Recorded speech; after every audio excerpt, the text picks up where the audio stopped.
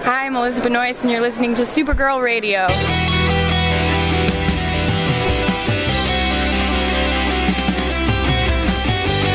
DC TV podcast. There's too many now! Exclamation point.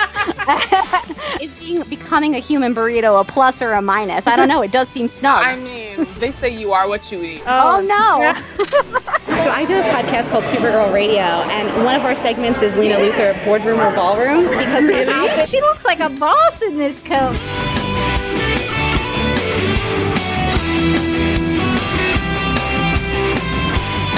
Is Nasty Luthor like a different Luthor? It's not just Lena being mean? No. Ooh. Helen Slater here. It's so fun to know that you're hosting a podcast called Supergirl Radio.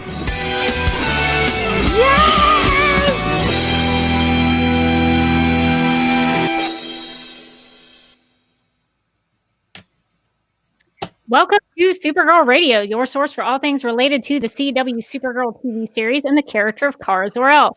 My name is Rebecca Johnson. I'm Morgan Glennon. And for this episode of the podcast, we are live and wired with the Marathon Fundraiser for RAINN, the Rape, Abuse, and Incest National Network, which is the largest anti-sexual violence organization in the United States. We're doing this sort of listener takeover, if you will, of Supergirl Radio in honor of Melissa Benoist for sharing her story of being a survivor of domestic violence. So we're going to be fundraising for RAINN tonight. Our goal was $300, but we have, with the generosity of our listeners, have overpassed it. So we are going to continue to raise money and see how much we can get. So we'll be throwing that link in the chat and go ahead and spread that around to everybody you know, because any little bit helps. And the link is, what is it? fundraise.rainn.org/Supergirl Radio. You thought I wasn't going to have a lower third? Of course. I'm sorry. I doubt it. You, Rebecca. So that is the website. You can go and donate if you'd like to contribute. All right. So how this is going to work, we're going to be live from 8 p.m. Eastern to 10:30 p.m. Eastern, and we're going to be having some listener-led segments for 30 minutes each, and everybody's going to be talking about something different. So today, we have Lynn and Nicki Workman with us, and they are going to talk about some of our favorite characters in the DC universe, the Super Pets. So Lynn and Nicki, Morgan and I are going to get out here, and y'all can just talk about what you want to talk about. All right. Thanks, guys. Good evening, Metropolis. All right, we're going to start off with Krypto the Superdog, who was the first super pet. Krypto's first appearance was in Superboy Adventure Comics 210 back in March of 1955. He was created by writer Otto. I'm going to say Bender. It could be Binder. I don't know. One of these days, I'm actually going to do like a creator pronunciation key for everybody because I don't know. But it was Otto, and who was the co-creator of Kara Zor-El, Supergirl, and artist Kurt Swan, who was the comic co-creator. Originally intended as a one-off character, the dog attracted positive attention from the readers. The Super Pooch returned 4 issues later and became a regular member of Superboy's cast. He's usually depicted as a generic white dog, and usually not a specific breed or any size. Krypto's early appearances usually featured exaggerated anthropomorphic facial expressions, which were later replaced by more of the generic dog face. When fighting crime, Krypto usually wore a gold collar, a miniature S-shield dog tag, and a dog-sized version of Superman's cape. Whenever he wanted to be an ordinary dog, Krypto would just pull on his collar and deattach the cape, then put it back on whenever needed. In one story, he was given a collar with a retractable cape within the collar that could be unfurled by a hidden stud on the collar. Kind of like the flash ring? Yeah, exactly like the flash ring. Yep. When not accompanying Superboy or Superman, he was just, romping through space. And he also stayed with the Kent family, posing as their dog Skip. Yes, he had a secret identity. Well, he wouldn't be a super otherwise. You got to. The Kents applied a brown dye patch on his back for a disguise, which he could burn off with his heat vision, which I'm sure smelled lovely around the Kent house. Ooh, Yeah. Later, there are other methods for for Skip to switch back and forth without assistance. In Superboy 126 in January of 1966, Krypto's family tree was given out. Krypto's father's name was given as Zipto, his grandfather as Nipto, and his great-grandfather as Vipto. So Easy for you to say. Yeah, well. This is why I made you read this section. I really should have used a bigger font, too. But Krypto belonged to two organizations of super animals, the 30th Century Legion of Super Pets and the Space Canine Patrol Agents, the SCPA. We'll cover them towards the end of this presentation. After the 71 revamp of Superman by editor Julia Schwartz, Krypto made no appearances for a few years, although he did return in 74 in a two-part Green Arrow backup story in Action Comics 440 and 441. He was suffering from amnesia. His memory was restored in 75 in Superman 287. When asked in 2006 why he liberated Krypto from the limbo kennel, writer Elias S. Magan said, "A man needs a dog. A Superman needs a super dog." So there you go. Krypto had his own feature in the Superman Family 182 in 1977.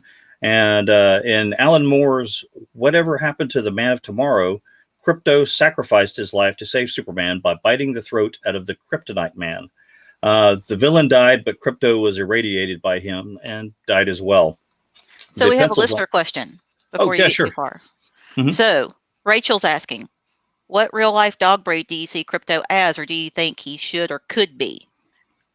I know he's always depicted as a white dog, but I always build-wise see him as like a golden retriever. Yeah, that's kind of what I've always thought too. And again, it depends on how big you're actually drawing him. Because I mean, he could be more like one of the, what is it, like a Jack Russell Terrier kind of thing. What was the one on Frasier? You know, the little yap dog. Yeah. Sometimes they draw them small. Yeah, Super Dog's going to be bigger than then I'd go with golden retriever. But I don't see him like Great Dane, massive. You know. No, I would see. I would actually see Ace is more that size. I see. We'll talk about this later, probably. But Yes. I see Ace as a Doberman. Well, he's been. Well, we'll get to that. So, back to Krypto here. Eventually, Krypto in several forms was reintroduced into the Superman mythos. The first one being essentially an exact copy of the pre-crisis Krypto, existing in a pocket universe created by the Time Trapper. This was the same pocket. Easy for me to say again. The same pocket reality from which the Matrix Supergirl originated. We don't talk about the Matrix. Moving on. The second modern Krypto was a small white pet dog rescued and named by Bibbo. And those of you who've watched the animated Superman, do you remember Bibbo is the big Popeye-looking buddy of Superman? The dog found two young children who had been trapped in a bomb shelter for a month following Superman's fight with Doomsday. The children were badly malnourished and dehydrated, but it was they would soon survive and recover. This gave Superman the idea to explain how Clark Kent's long absence was, and he staged a fake rescue from a similar predicament. Krypto was later acquired by the modern Superboy. This version of Krypto was an ordinary Earth dog with no superpowers. And after Superboy 69, Krypto went to live at Cadmus. After an uprising against the agenda, and battling the DN alien named Gene Gnome, Krypto was never seen again. His last appearance was in 74, number 74. And the third version of Krypto was introduced in the early 2000s in a storyline Return to Krypton as a dog from a false idealized Krypton that resembled the pre-crisis Krypton as trapped by Brainiac 13. It gets complicated. What about the supers doesn't get complicated really quickly?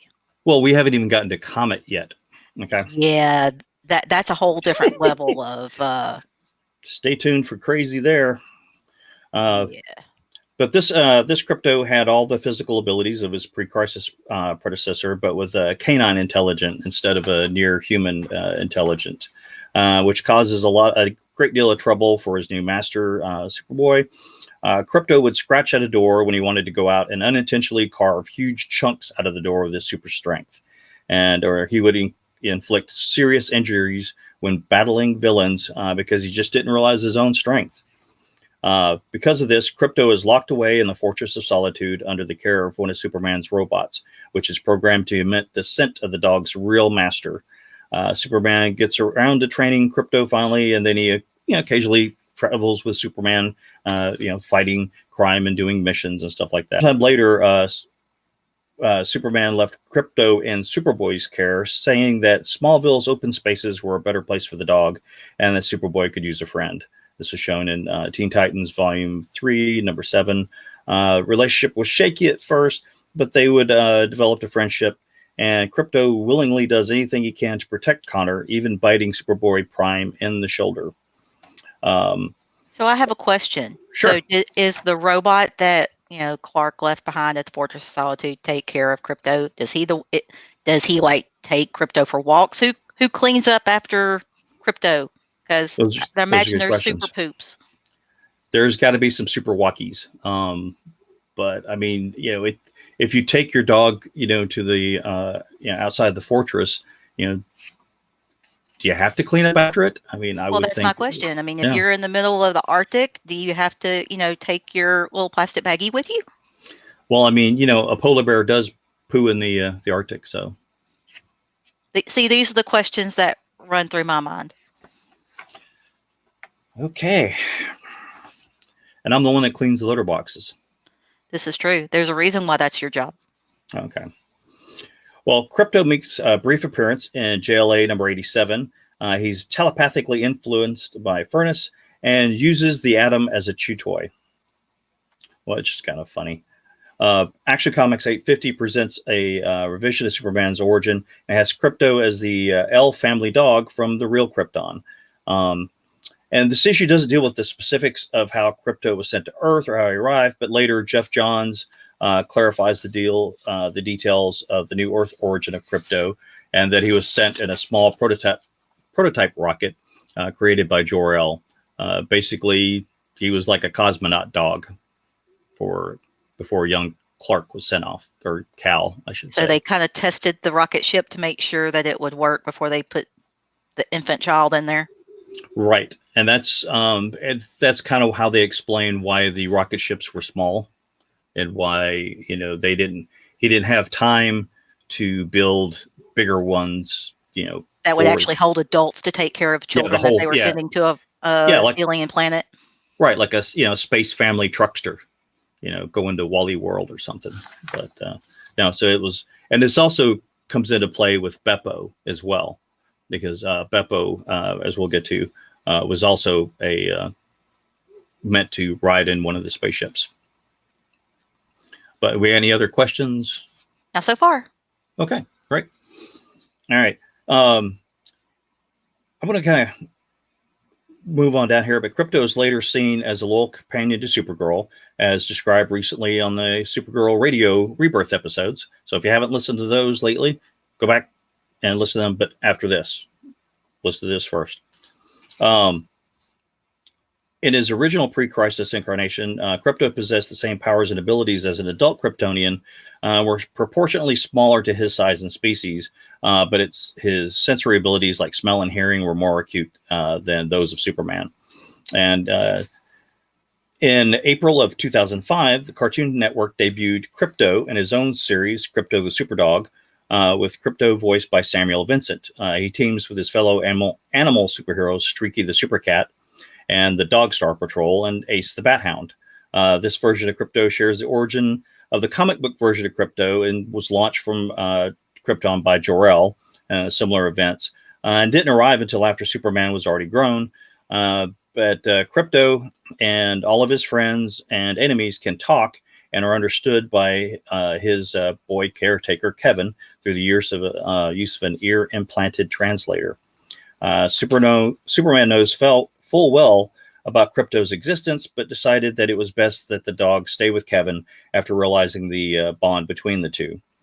And you may start noticing that Superman kind of has a problem with keeping things around. He's got separation anxiety or issues, I guess. Like pets and small children that are dependent upon him on alien planets. Yeah, like his cousin, and pets and super things, lab pets that show up. Yeah, it's a running theme, and if Supergirl Radio would love to do an episode on Superman's separation anxiety type things, and they have somebody that is a psychiatrist or something, I'd love to hear that episode. I want to know more about it. But the show lasted 39 episodes, had 2 seasons, and Paul Dini and Alan Burnett from the Batman the Animated Series and the Superman series and Justice League were 2 of the producers and story editors. But the show had more of a Hanna-Barbera look than a Bruce Timm animated style. The Smallville television series featured the character in an episode titled Krypto during its 4th seasons. Original. And his powers developed as a product of experiments with kryptonite at Luthor Corp, and only temporary, as is his name, Krypto. Clark suggests this because of the dog's cryptic origins, which, after Lois's suggestion of Clarky, Clark decides on naming the dog Shelby. I was going to name our cat Lex, either Clark or Cal, but Nicki took one look at him and said, he's a Lex. So, and I have been proven right every day in the past 5 years. Very much so. Krypto's also appeared in video games and the animated series, and features features such as The New Adventures of Superman, Legion of Superheroes, Batman Brave and the Bold, Young Justice, DC Super Pets, and the Justice League Action and DC Superhero Girls. Most recently, Krypto was in the live-action series Titans and was portrayed by live-action dogs Wrigley, Digby, and Lacey. He is first depicted as a captive test subject at the Cadmus Laboratories, and he's stuck in a kryptonite-powered cage and is rescued by Connor. Krypto also appeared in the Tiny Titans series by Art and Franco. First appearance was issue 10 of January 2009, and stars in many of the DC Super Pets books by Art. And here's the encyclopedia here. You can see it. There it is. Yay. There's tons of them. If you got kids and you're looking for something fun and safe for them to read about the DC universe, I highly recommend any of the stuff by Art. Art Baltazar is fantastic.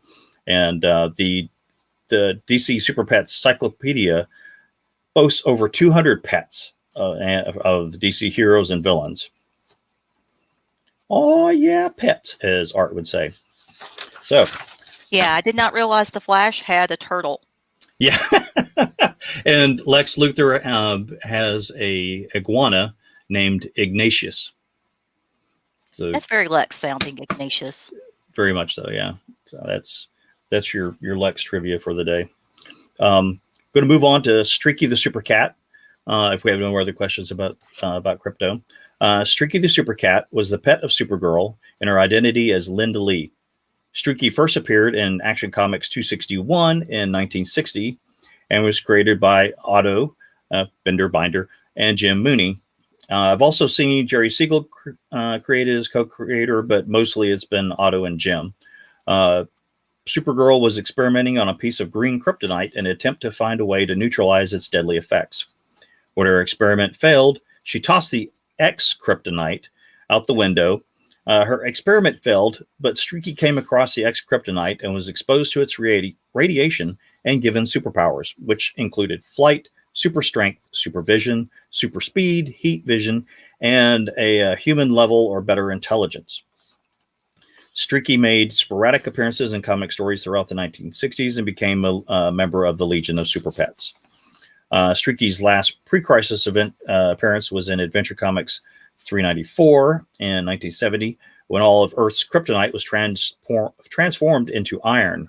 In Superman 233, Streaky's ex-kryptonite power source was eliminated as well, ending his super career and returning him to the life of a normal domestic cat.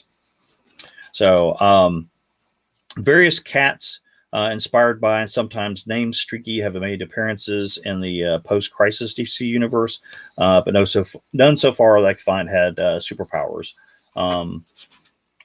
In Peter David's Supergirl Volume 4 series, a particular cat named Streaky, identical to the pre-crisis version, jumps from a tree as it's trying to fly before it's saved by Supergirl and returned to its owner. Supergirl says that the town of Leesburg is not ready for a flying kitten. That cat appeared in issues 25 and 42, and at the 2007 New York Comic-Con, when asked if Streaky would be returning, writer Paul Dini said that the cat's out of the bag. So in Supergirl number 10, volume 5, in 2006, it's revealed that Kara has a female pet cat. Up until this time, Streaky has pretty much been a male cat, but now it's a female cat, like they do. In issue 14, it's revealed that the cat's name is Streaky because she doesn't get the concept of a litter box. Ew. Yeah, that's what I thought, but it also reminded me a little bit of Lena. So, well, there's that too. And we need to clarify that we're not talking about Lena on the TV show. We're talking about our youngest feline critter, Lena. She's cute, but she doesn't have a lot of litter box etiquette. Yes, thank you. But in Streaky's first appearance post New 52 and DC Rebirth was in Super Sons Annual number 1. This version has traits of the pre and post crisis versions. Streaky is a female, but has the powers of the original. Streaky has a 30th century descendant named Wizzy, which if you've seen some of Rebecca's Supergirl Radio posts lately, you probably saw a picture of Wizzy. Wizzy first appeared in Action Comics 287 back in 1962 and was created by Jerry Siegel and Jim Mooney. A lookalike for Streaky, Wizzy is an orange cat with the white lightning bolt markings on either side of his body.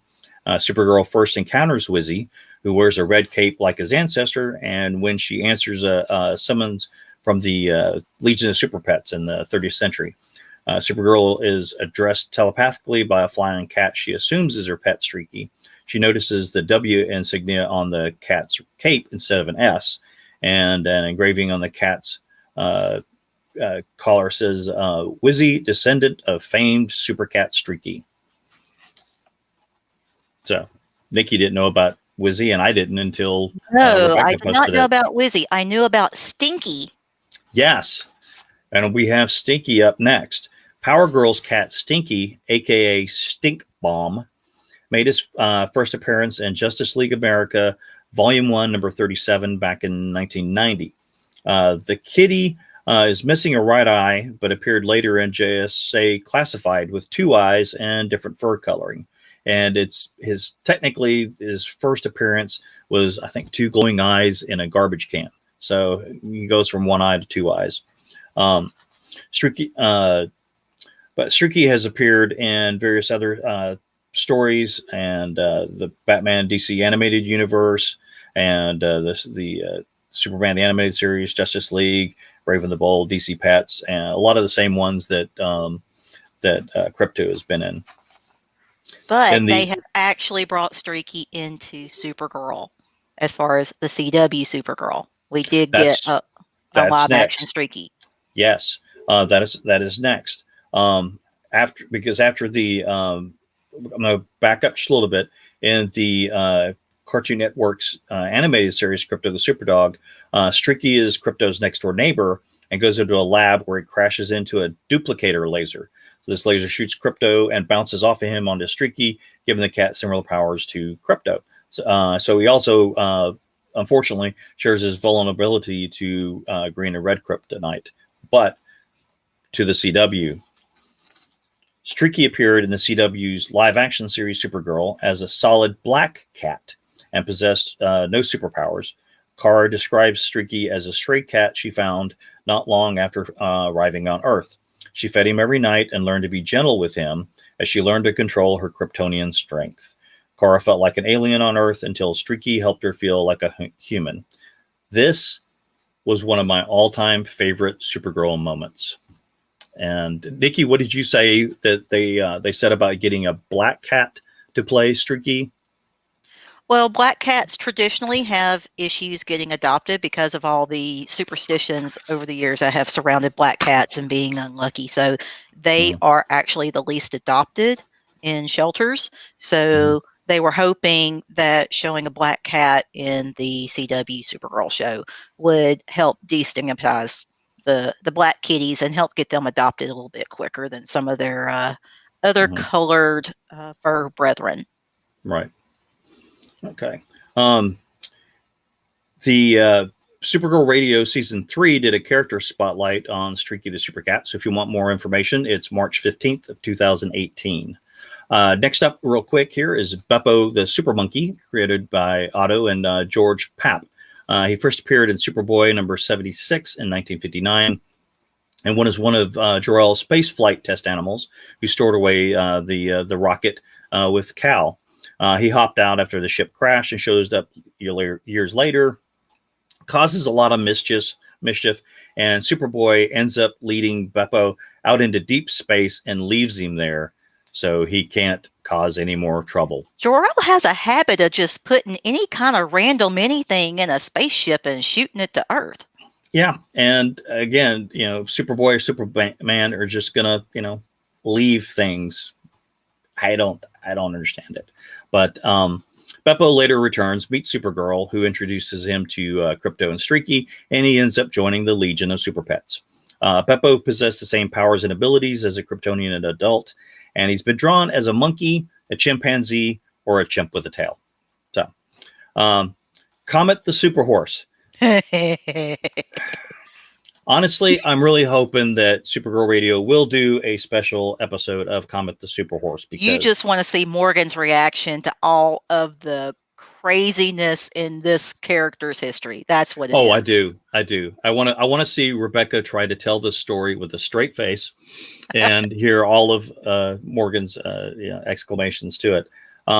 But Comet was introduced to the Superboy story Legion of Super Traders and Adventure Comics 293 back in 1962. And I got to skip down a little bit. Comet was Supergirl's pet horse and her brief boyfriend while in his human form.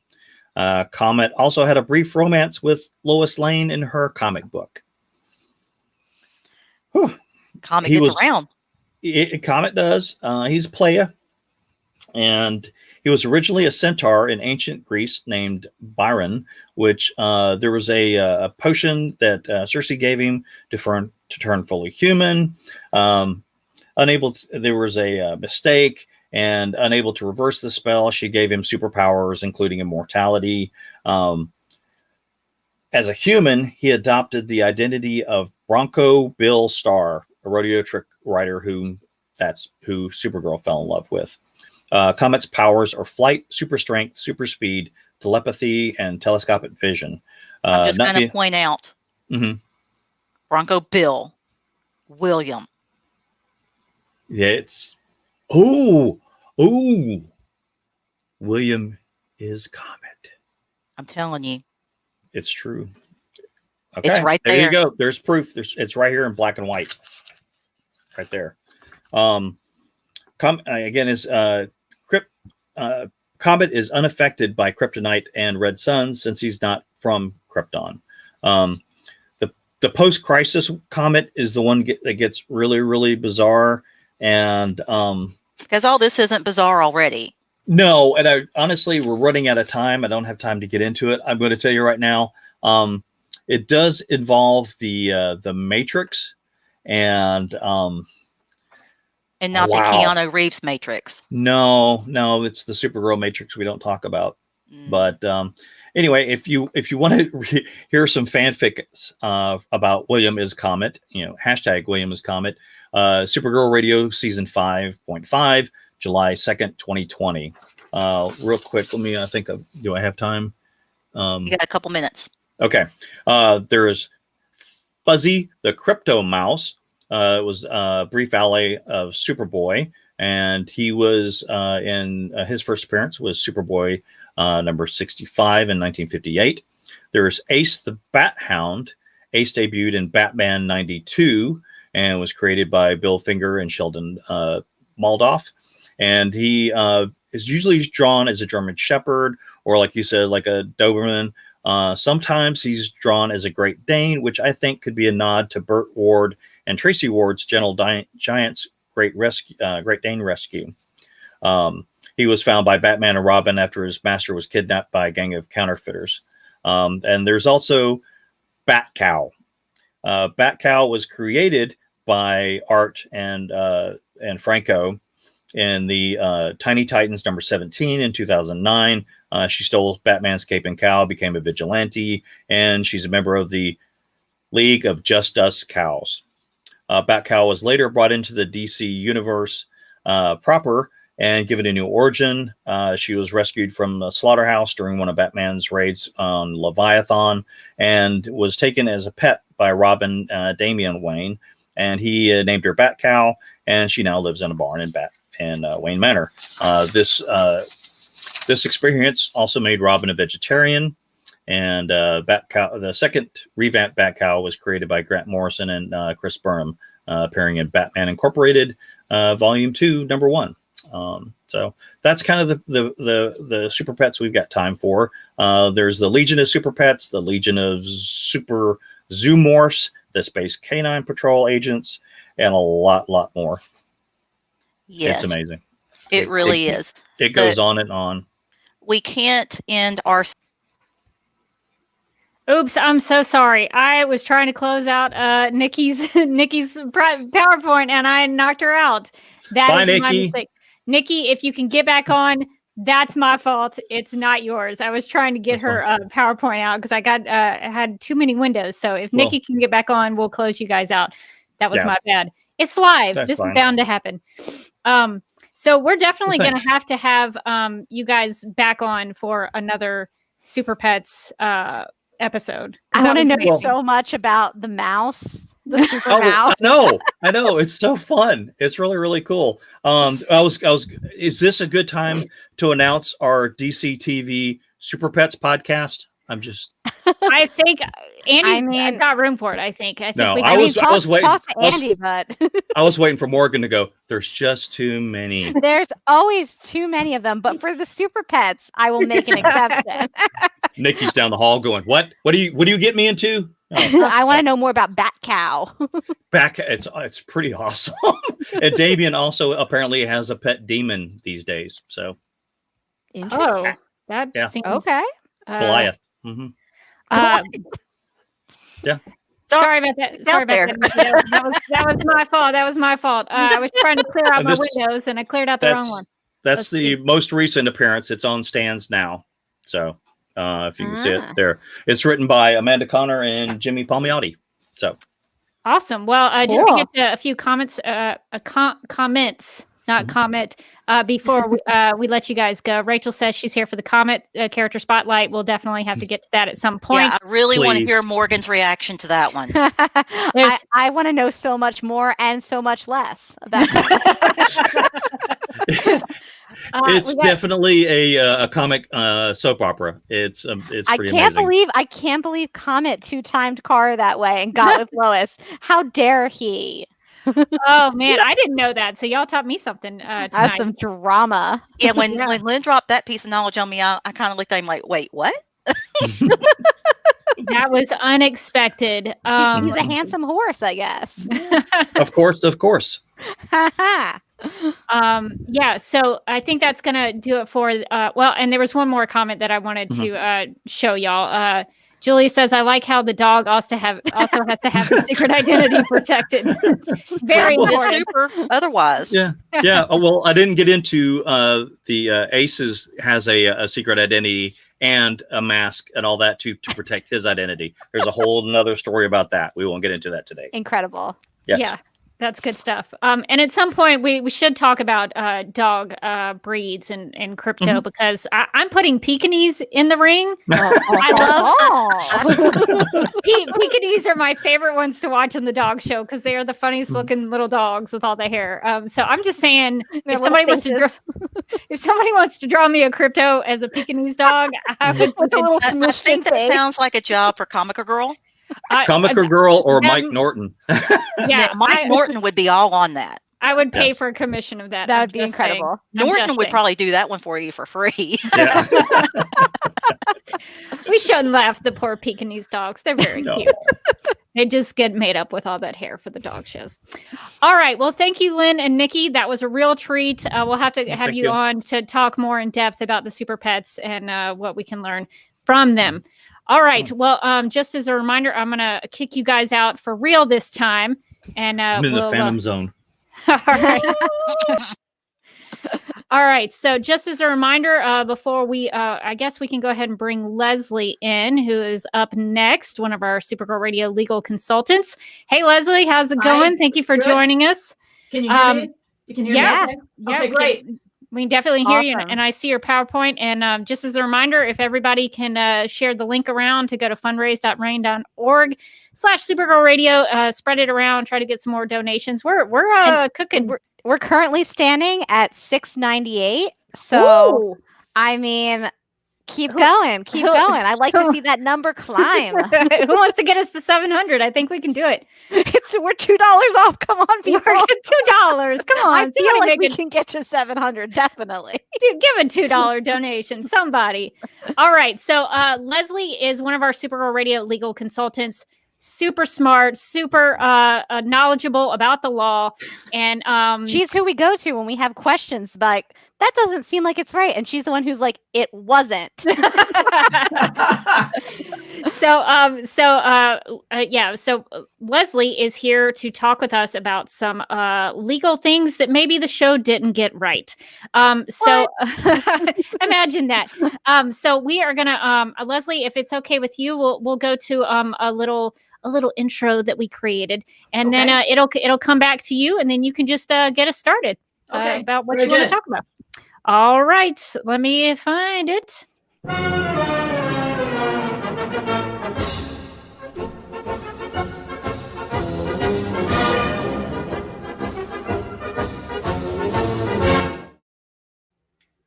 Very nice. Thank you. Okay. Let me just bring up my notes. Okay. Rebecca Morgan, thank you for having me. I'm honored to be one of Supergirl Radio's legal consultants, and I'm excited to be here to make this presentation today, Supergirl versus Lady Justice, legal or legal fail. All right, Leslie, can we go ahead and start the PowerPoint presentation? Can we do the play slideshow just so we can see it full screen? Where's play slideshow? It should be within PowerPoint. I forget where it is. Let's see. It's in slideshow. Yeah. And from beginning? Yeah, if you want to start from the beginning, and we'll just have it queued up and ready to go whenever you're ready. Okay. All right, I see it. Do you see my notes? No? I don't see your notes, but I see the first slide. Is that what we should be seeing? Yes. Okay. Okay. Very good. All right. Well, I will let you go, and we'll get you started. Okay. All right. This is Supergirl versus Lady Justice, legal or legal fail. Thank you for having me. Before I begin with this first slide, I need to make a slight disclaimer, which is the views that are expressed here today are my own and not for any past or current employer of mine. In this particular slide, this is from the 100th episode, It's a Super Life. And this is where Lena takes the stand and pleads the fifth. And Oops, sorry. Okay. All right. I'm looking for my notes, well, all right. I don't know what's happening. Let's see. If you want to put it back where you had it, maybe if that'll help you. Okay. Okay. This is one of my favorite legal fails. Unlike the continuity in season 2, where Supergirl was not involved in Lillian's capture, and Lena was the one who called the police on Lillian. In this particular continuity with that Mixie came up with, is that both Supergirl and Lena were involved in Lillian's capture, and both of them were to testify at this particular trial. And there's several problems with these scenes as they unfold. And the first one is, if you see this red arrow here, that's Supergirl standing up in the back of the courtroom. Judges are in control of their courtroom, and I don't think a judge would like someone like a superpowered being like Supergirl standing there, especially since she's also going to be a witness in this trial. Witnesses are not allowed to hear the testimony of another witness, because they'll tailor their testimony, meaning they'll change their testimony based on what they've heard another witness say. So Supergirl should not be there since she's going to be testifying. The next issue, and then the other thing too, is that the last Luthor trial was notorious because Lex was able to somehow kill the judge and the jury. So I don't think a judge would be too thrilled with having Supergirl, this super powered being, standing in the back of her courtroom. And I don't think a sheriff's officer or the bailiff would want that either. Then moving on, that Lena takes the fifth here. She says, I plead the fifth. That is not an appropriate response. Lena cannot plead the fifth with respect to Supergirl's name. Supergirl's name, Kara Zor-El, does not incriminate Lena. More importantly, since Supergirl is going to testify in this trial, Supergirl will have to get up on the stand and state what her name is. She can't say it's Supergirl. That's not her name. And she'll have to give her real name. And if she doesn't want to do any of that, then she should not testify in this trial. And then the last thing that happens in this scene is Supergirl is quite happy that Lena does not reveal her identity, but they're communicating with each other and sort of making googly eyes at each other. And that's wholly inappropriate for a witness on the stand communicating with someone in the audience.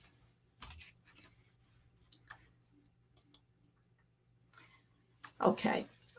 In this scene, we have the FBI coming in, attempting to arrest Lena, and Lena figures out a way to allegedly to get out of it by seemingly having Eve kidnap her or threaten to kill her with the gun. Presumably, the FBI had an arrest warrant for Lena based on probable cause, which is improbable cause is a well-grounded suspicion that a crime was committed and that the defendant, meaning Lena, committed it.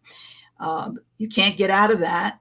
You can't get out of that arrest warrant by having someone else try to kidnap you or kill you. The best thing to have been done here was for the FBI to have arrested both of them. Or like what Maggie did with Wynn when allegedly had stolen that Starry Night picture from the museum. You call up the suspect, the defendant, potential defendant, and you have them come down. And Lena's attorneys, or you call Lena's attorneys, and they would negotiate her surrender. And then at the station house, Lena could be put on bail, or the attorneys could say that Eve has confessed and to the crime, and then Lena could get off that way. The other interesting thing about this scene too is that Eve is allegedly confessing, but she's confessing at the scene. And normally you want those confessions to be in writing. A lot of states require confessions to be in writing to be valid. Also, we don't know that Eve is confessing to all of the crimes that John and Alex and Supergirl know that Lena committed. So I give this a legal fail, the scene a legal fail.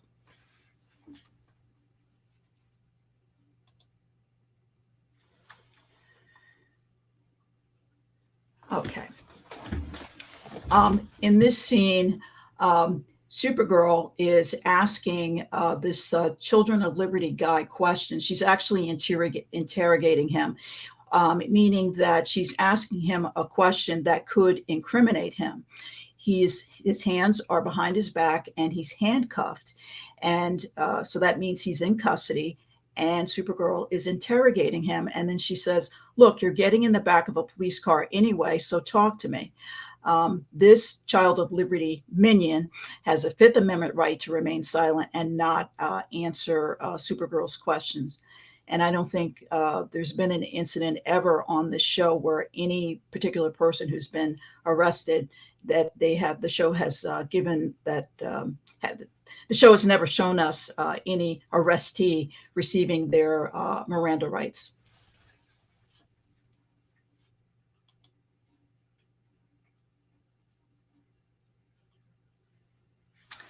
Okay, this is from the first season, and I always get a chuckle when I rewatch this episode. And Kara says, "Can we get a warrant to search Mr. Armstrong's office?" That's Dirk Armstrong, who hacked Cat Grant. Kara and the Super Friends are private citizens, and they don't. And only law enforcement can get a warrant. They are not law enforcement. And more importantly, again, here, they do not have probable cause or reasonable suspicion that a crime has been committed. All they have is I guess, a hunch that Armstrong is involved. But what he said at the time was, when he was talking to the people in the elevator, was he said that she'll be out, meaning Kat will be out at the end of the week, and the press will do their work for them. But that doesn't really implicate Armstrong in being the person who hacked Miss Grant and conspired against Miss Grant. So this is a legal fail as well. Kara and the Super Friends cannot get a warrant. Only law enforcement can get a warrant based on probable cause, and it has to be issued by a judge.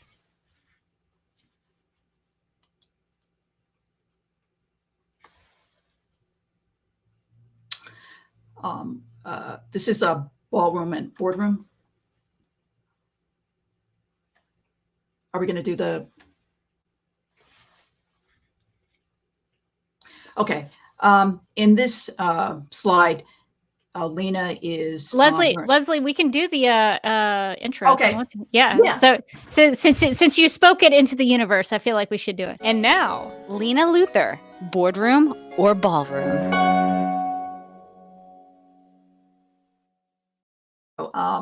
This is another favorite of mine. Lena is very stylish in the striped shirt, and she also walked in a black leather skirt. She looked very svelte, very appropriate courtroom wear.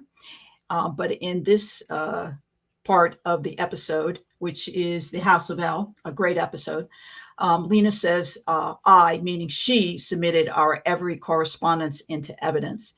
This is a problem. Witnesses do not submit items or objects into evidence. The prosecutor does, and the prosecutor has to do certain things to get documentary evidence or tangible evidence into evidence. It has to be authenticated, meaning it is what it purports to be. And a judge has to accept it. And also defense counsel could interpose an objection to anything that you try to submit into evidence. So Lena stating that she submitted something into evidence is not correct.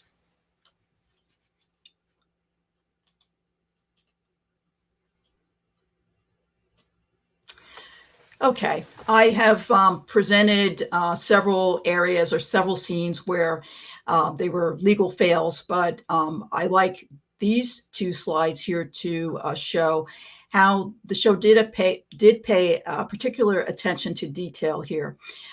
prisoners and people who are in jail, it's cold, it's damp. They tend to wear long underwear or thermal shirts underneath their jumpsuits. And I just think it's really a testament to the show to show this particular detail where Lillian is in jail, in prison, and she's wearing a thermal long sleeve shirt, and so is Lena. So both of them are wearing thermal shirts, and it is prison chic, correct.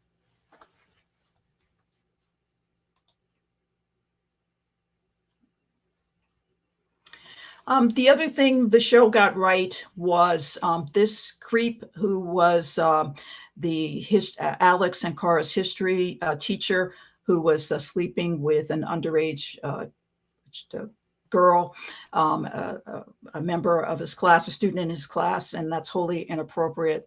Alex said that Mr. Bernard would end up being in jail for 10 years, and that seems about an appropriate sentence for what he did.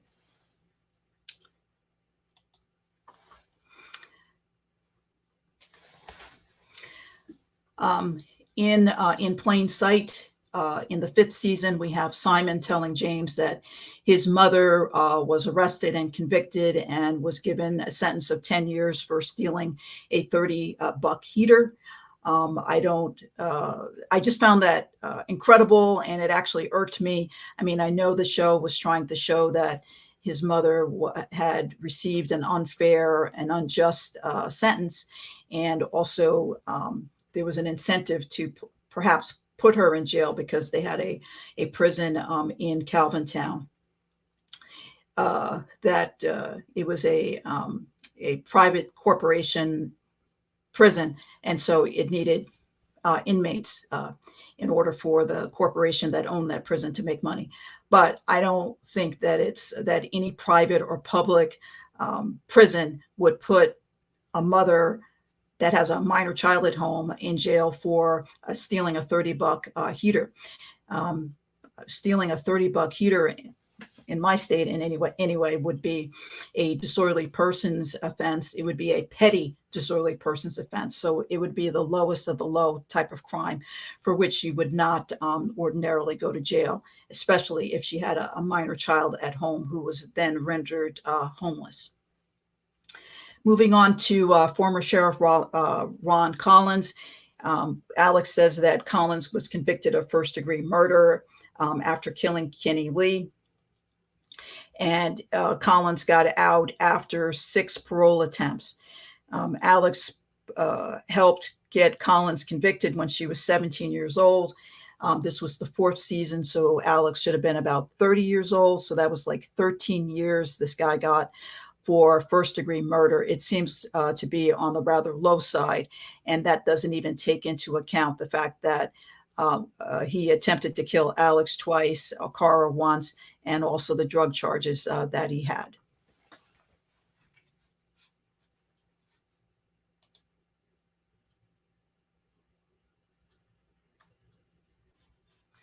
Okay, this is American Alien, which was the premiere for season 4, where Olivia Marsden was outed as an alien, and she eventually had to resign.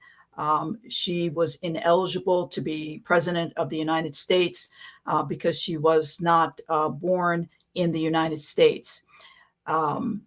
I think it would have been, she was born on Durla, her home planet. I think it would have been much more interesting if her background was more like Nia's, where Nia is half human and half alien, but was born in the United States. And with the operation of the Alien Amnesty Act giving aliens, aliens the same rights as humans, that would have been a more interesting legal issue that the U.S. Supreme Court would have to make a decision on whether Olivia Marsden was actually eligible to be president of the United States.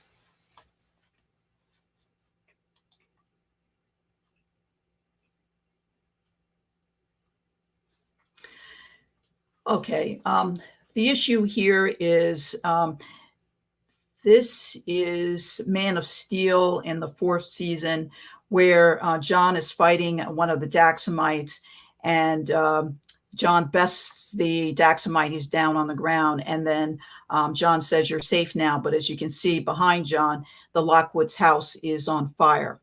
And so they're safe so long as they didn't want to live in that house. I was hoping at the end of season 4, with all of the strife between aliens and humans, that Supergirl would have sort of suggested that they create a special court where humans and aliens could address each other's claims of wrongdoing, or perhaps compensation or reparations. And maybe Lockwood would not have been such a horrible person in the end if there were such a court where he could have redressed all of the bad things that had happened to him because of aliens.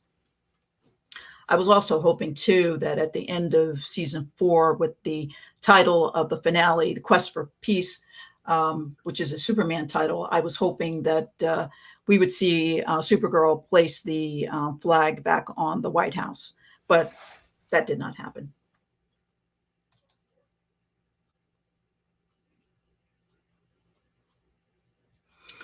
Okay, this is the 4th season, and it's American Alien. It's actually the premiere from the fourth season.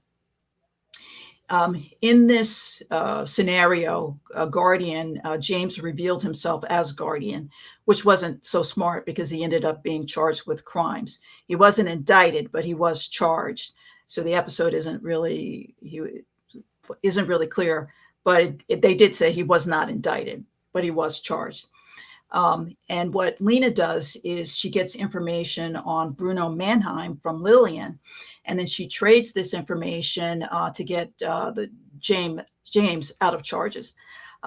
This is not appropriate. Lena cannot do that. She can't go behind James's back, and more importantly, James's defense counsel's back, and talk to the prosecutor to get him out of those charges. Now, defendants oftentimes will trade information on a bigger fish and give that to a prosecution, and then the prosecution will give the defendant immunity, but it has to come from the defendant herself, not his or her girlfriend. The other problem I have with this is I don't understand why James was charged in the first place. James had many defenses to any charges.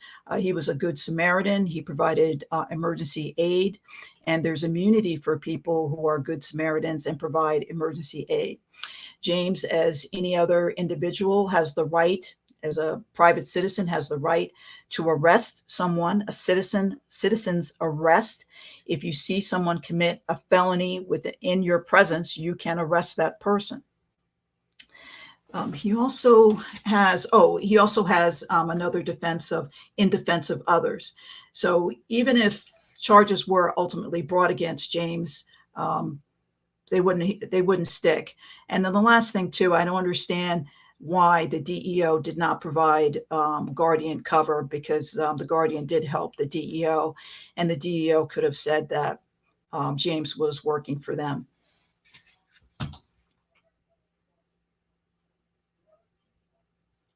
I just went backwards. Sorry about that.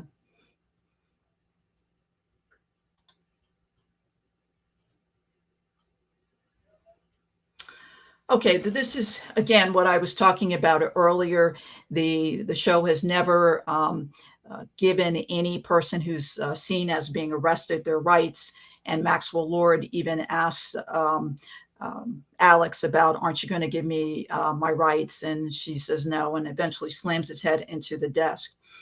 And then you also see Alex engaging in excessive force in Exodus. She's beating up this Cadmus guy. She beats him up pretty bad, and she doesn't really get into trouble for that. She gets in trouble, and she's suspended because she conspired with someone who looked like Jeremiah, but it was actually John pretending to be Jeremiah. And in the last slide, you see Alex shooting her gun at a tractor trailer on a bridge in National City. Again, that's excessive force, and she probably should not be doing that.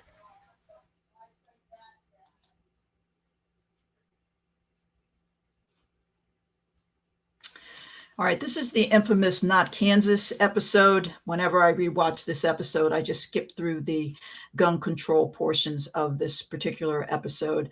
I liked the stuff about Argo City, and it would be a fantastic episode, but for this gun control issue where James convinces John to have the DEO do away with their use of projectile weapons. And it doesn't make sense because the DEO is charged with catching super-powered aliens and superhuman humans. And they need any and all weapons that they possibly can get their hands on. And they shouldn't just willy-nilly be giving up their guns. And even in the context of the show, this particular issue could not last because in Suspicious Minds, in the 4th season, when Colonel Haley gets in trouble and the Morai are trying to kill her, she readily does away with the anti-gun policy and goes back to the use of projectile weapons.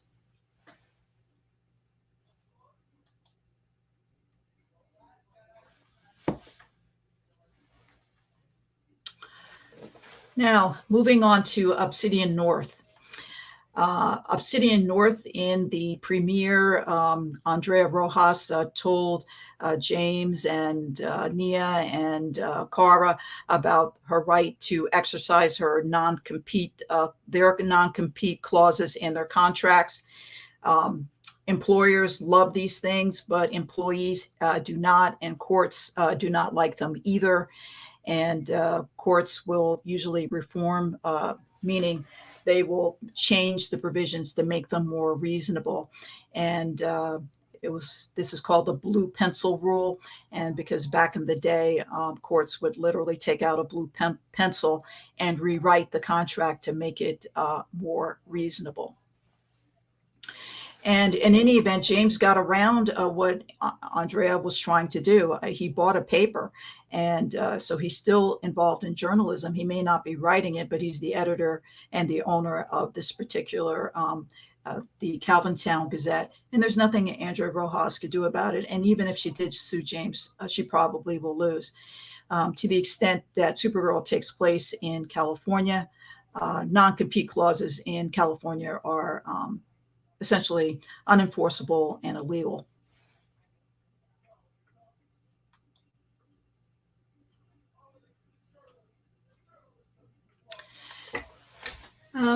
Obsidian North or Obsidian No More.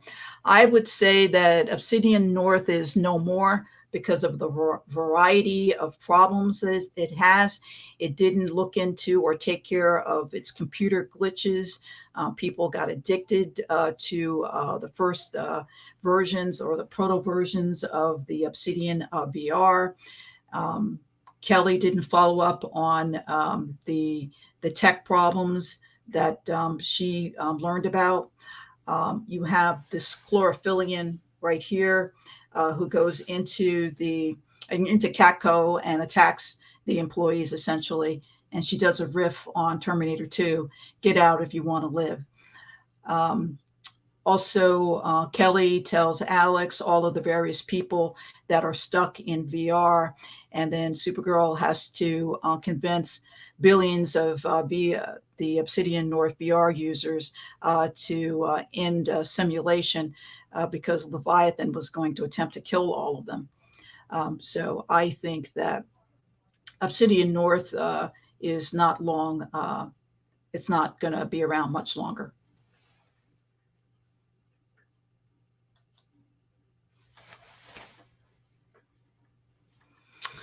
And that's all she wrote. Well, Leslie, that was great. I could see Morgan behind the scenes, and she was loving it. So before we let you go, we do have some comments and questions. I didn't want to pop in because you were on a roll and you were cooking. So I thought we would let you get through your presentation. Let's see. I know we had some questions in here. So Claudia, I think, has a question. Is Lena required to reveal Supergirl's identity? If so, what could have Lena said to prevent her from having to reveal Supergirl's identity? So how would you answer that? If the question was deemed a valid question and the judge said, Lena Luther, you have to answer this question, Lena could refuse to answer the question, and the judge would say, either you answer the question or I'll hold you in contempt and you will go to jail. And Lena could just say, I'm not going to answer. And so she would be handcuffed and be carted off to jail, and she would sit in jail until she decided to reveal Supergirl's identity. But it doesn't make sense because Supergirl's going to testify anyway. So good point. And she also says maybe in the Supergirl universe, Miranda rights don't exist. Do you think that's possible? I think they still probably should have Miranda rights. What would you say to that, Leslie? I think the Constitution still exists because in one of James's, it was a good scene where it was, it's where Lockwood comes in to get Nia when Nia reveals herself as Dreamer, and Lockwood's trying to arrest her, and James grabs Lockwood's gun and crushes it and said, unless you're going to change the Constitution, get out, and get out now. Oh. So there is a Constitution. I was very happy. I liked that scene, even though James had Supergirl's powers. But I liked the scene. It was a very powerful scene, and it was well acted. And I was like, aha, there is a Constitution. You brought up such a good point about the Miranda rights, because I don't know if you ever watched TNT's The Closer. But yes. they made it was one of my favorite shows. One of my favorites too. Brenda Lee Johnson, one of the best characters on TV ever made. You should look it up. Yes. The reason I bring The Closer up is that they made a point every episode to do the Miranda rights. They always thought that was very important, and they had police consultants on that show to make sure that they were trying to do it by the book. So that's a really good example of a show really kind of following those police guidelines. Well, the other thing too, when Supergirl asked the Children of Liberty guy, since you're getting into a police car anyway, talk to me. Whatever he said would be suppressed by a judge. So you can never convict him based on what he said at that scene. So you shouldn't do it. Yeah, so it's useless. All right. So our final question for you from Rachel: is there anything that the show gets right? Yes, the thermal shirts underneath the jumpsuits. I was impressed with that small detail. And then also the creepy history professor. He got 10 years for sleeping with Josie. Yeah, that was pretty creepy. And I agree with you, Leslie, about the gun control episode. I only like to watch the Argo parts as well. So I think that's a valid way to watch that episode. Just skip to Argo. Just skip to the good parts. That's fine. Exactly. Well, Leslie, this was a real treat. Thank you for coming on this fundraiser marathon to talk about the legalities of the Supergirl TV series. And I'm sure we'll have you on again because you're a fan favorite. People love the legal consultants. We have a question. We know who to call up. We're like, hold on. We put our legal bat symbol in the air. One of these days, I'm going to get a jingle for you guys. Okay. And so we'll have a real legal consultant intro. So thank you for your time tonight and for being with us and for all that you do for Supergirl Radio. Oh, it's my pleasure. And thank you for having me. And I want to thank my son, Brandon, because he came up with the music. And my friend Lauren, too. I love it. It was a great choice. Thank you. All right. Well, we will say goodbye to Leslie, and we're going to transition into our next segment, which is about the Danvers Sisters. So we're going to bring in our guest podcast hosts, if you will, for that. So I do want to give an update on our fundraiser. Yes, let's do that. As of a second ago, we are at $7.99, which is just $1 if anybody is keeping track, away from $800. So if you wanted to give, say, several dollars $1, whatever you want to do, because I can't deal with it being $7.99. Yeah, we We gotta get to a nice round even number. I said it on Twitter. Why 800? Let's go for 1,000. Let's just keep going. We've got some time left. Yeah, we're not done. So yeah, somebody just give $1. So you can do that by going to fundraise.rainn.org/supergirlradio, and you can do that now. It would be cool if you did it during the fundraiser, but you can still give even after we stop the live stream. So please give if you can.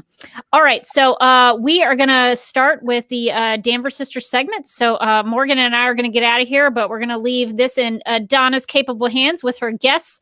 And so, Donna, I'm going to let you introduce everybody, and we'll get out of y'all's hair. Okay. Thank you, Rebecca. Morgan, thank you, first of all, for letting us all do this for this great cause. And we appreciate you giving us time to talk about our favorite super siblings. For those that don't know me, I'm Donna Cromeans. I'm on Twitter as DJ Writer.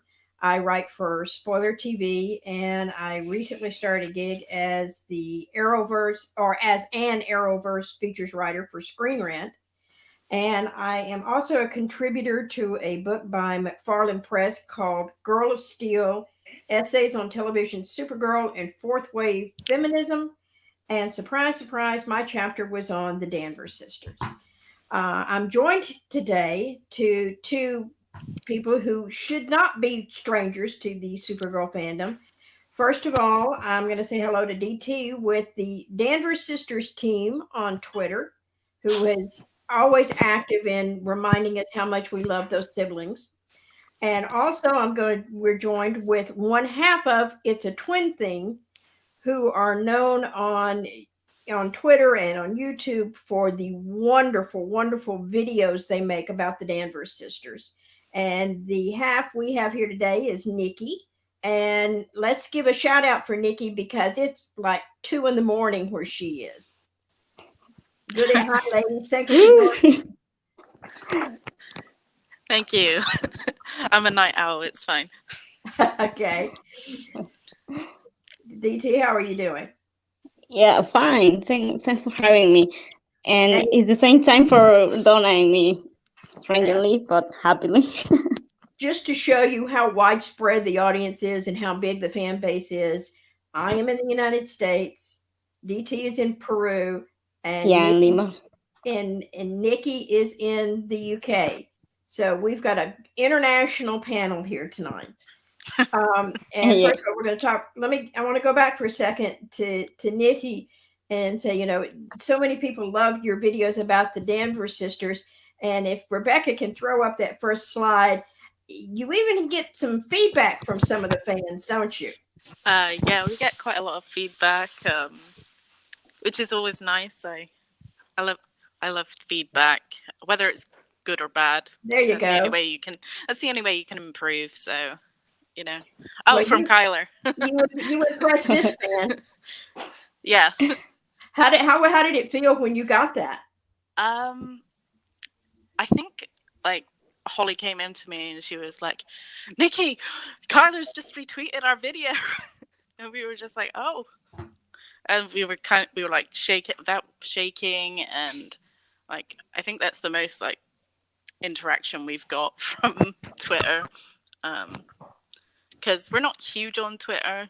We're usually bigger on YouTube, which is understandable.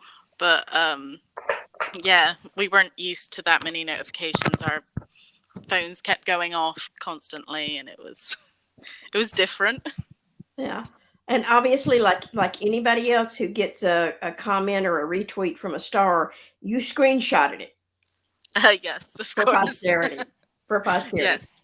Well, let's get it. Let's jump right in, because I know we're going to be talking tonight about some of our favorite Danvers Sisters moments during the show. They have certainly started off. They have grown so much since we first met them 5 years ago. They've gone from being, one protective of the other. They've both gone through growth and heartache and just so many things. And if anything, I think they're stronger than ever. What is it about the Danvers Sisters that you love? DT, why don't we start with you? Oh yeah, but first I want to point out that we know the relationship that Kara and Alex have after Jeremiah's death, but we don't know what happened in that year that Jeremiah was alive. And some glimpse, but we don't have all the picture of about those years. And I think it's important to point out that because I don't think that they always have this distant relationship or this raw start. I think that that's why Alex is the most important person for Kara, because maybe in that year that we don't know exactly what happened, and I think that Alex became the anchor to her, to Kara. That's a good point. Nicki, what makes the sisters special to you? I think having a twin sister really helps us connect with it because we understand that bond that they have. And I think because she's my best friend, so I can see how Alex and Kara, they're each other's best friend. Alex is Kara's rock and Holly's my rock. So it's we relate to them in a lot of ways in that emotional kind of way, which is why we like making edits about them. But it's like that bond that we see on TV, and I think we all kind of talked a little bit and discussed. I mean, as strong as that bond is between the characters, I don't think it would work if the bond wasn't as strong between Kyler and Melissa. I just don't think it would translate as well. And there is a moment in the pilot that, to me, that's what solidified it. That moment right there is when Alex was starting to leave and Kara reached back and took her hand. That was the moment I knew that this was going to be a special TV show and that these were very special characters. Yeah, they really and that are. make you, if you don't have a sister, that make you want to have one, and to feel that strong connection, to feel that you have someone that support you and there's always there for you, and no matter what, and that's what they are for each other. Exactly. And as we go on to the next, I'm just going to ask Rebecca just slowly. There we go. Here's another moment in Livewire. This is when Eliza came to town right after Supergirl had revealed herself to the world, which was another great sisters moment. What we're going to be doing is just showing some slides, and these are in the order. I tried to put them in the order of the episode, but if I missed one, y'all forgive me. All the couch scenes are good. The couch. And speaking of which, we want to give a shout out to our friend Danvers Couch, who is in the chat room watching. We appreciate all our support for the sisters. But this was the scene. This was, what was it? No talking, just hugs? Yeah. No talking, just hugging. Just hugging. Right after Astra died. The next one, and that showed that Alex doesn't need words to show Kara how much she loves her. That's simply a hug, and that's enough. Yeah. All right, and then the next one, I think this may be one of my very favorite scenes. This is the moment to me the Space Family was born. Yeah.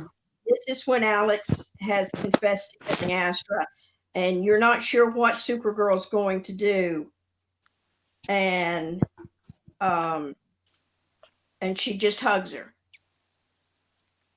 So then it's her taking care of Alex, so that and then when Hank's trying to walk away and she reaches out and takes his hand. To me, that's when our Space Family was born. Yeah. And also that personality, Kara's personality, that she was suffering in that moment, but she was suffering. She was also suffering because of Alex, because she knew that broke her, and even when she was grieving her aunt, her dear aunt, she forgave her sister because she loved her that much. So that's also a really powerful information about how the connection between the is that no matter what happened, even the worst thing that could happen that is Alex killing her aunt can break that connection they have. So I think it was to absolve her of any guilt that she was feeling and to let her know that she would still always be there for her and love her. Because she knew Alex wouldn't do it without reason. So and Alex suffering because she every time she was in the couch with Kara, she wanted to tell her, but something happened and she wouldn't be able to do it, and you could see the remorse on her face, and she was like, I'm gonna tell her, but she was so afraid to lose her that she didn't do it. So I think she was suffering because she was waiting too much to say the truth. She was scared too. Mm-hmm. And let's go to the next one, Rebecca. That moment. I love that moment. That's the coming out scene. The alien, you get the girl. Yeah. That's Alex has come out to her sister, and she's telling her about Maggie and this is a true sisters moment, and this was an important scene between them too, because Alex wasn't sure if Kara was okay with her coming out or everything. So it was just such a wonderful moment. She's like, I'm more than okay with it. You go get the girl. I'll take care of the bad guys, you know. It was just so genuine. Yeah, I do love that scene. At the end, we have the moment that just kills me every time I watch the episode. Oh, that one. Oh, that one. Yeah. Yeah. When she says that she doesn't feel the same. Yeah, and also Alex always maintained this facade that she is the strong one, that she's a badass, and the only person we see her breaking and show real emotions or allow herself to be weak is with Kara, because she knows she's not gonna judge her, and that's so heartwarming, because you know that I know that those moments are really painful, but those are the best moments because we have these hugs that mean everything when you need it the most. Yeah. And I have to tell you, every bit of emotion in that scene came purely from Kyler and Melissa. I have seen the script for this episode, and that particular scene was like maybe a half a page, and it just says Alex breaks down or Kara says this. All of the emotion and all of the feeling and the way Kyler's voice quivered and all of that all came from them and the directing, because it was not written. It was implied on the page, but they gave it such life with such emotion, such depth. And again, I don't think that this scene would have worked if they were not as close as they were. Yeah, I saw the script. I think you showed me the script, and I read it, and I say, damn, these two together. You gave it one single line, and they made gold. Yeah, exactly. And the thing is about the portrayal of the Danvers sisters, it's not just Kyler and Melissa that have that connection as we're seeing now. We're seeing it between Isabella and Olivia as young Alex and Kara. And we see this camaraderie too between Lisa and Jennifer Jen, who are Melissa and Kyler's stunt doubles. Yes. So I think they set the standard, and the others are kind of following suit. Yeah, for sure. I mean, you can tell there's genuine love between Kyler and Melissa. So, I mean, Nicki, you've had the pleasure of meeting her, have you not? yes, I had the pleasure of meeting Kyler. I think it was about 2 years ago now. And we went to a show with her husband, where her husband's band was performing, and Kyler was there, and we just went and we talked to her probably for about 5 or 10 minutes about Supergirl and how important the Danvers Sisters was, and all she could do was gush about Melissa. You can tell that she just truly just loves her.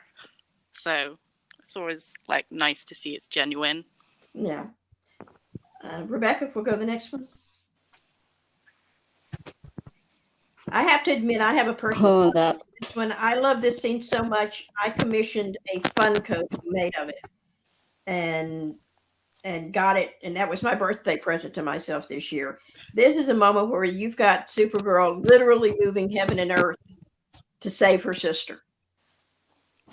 Yeah, it's one of my favorite scenes, especially with the score that they use for it, which they also used for season 1, episode 6. So I just love that music, and I think it really ties it together. Oh well, yeah, it builds, and it builds the emotion, and it builds the whole, her desperation, and she wasn't giving up. Yeah, she was fighting with all her soul, because she was about to lose the most important person for her. In the music you mentioned him, Nicki, isn't it the music from Red Tornado? It is, yeah. And then when that moment when Alex puts her hand on the window, or whatever you want to call it, I mean, you're just going, okay, she's going to do it now.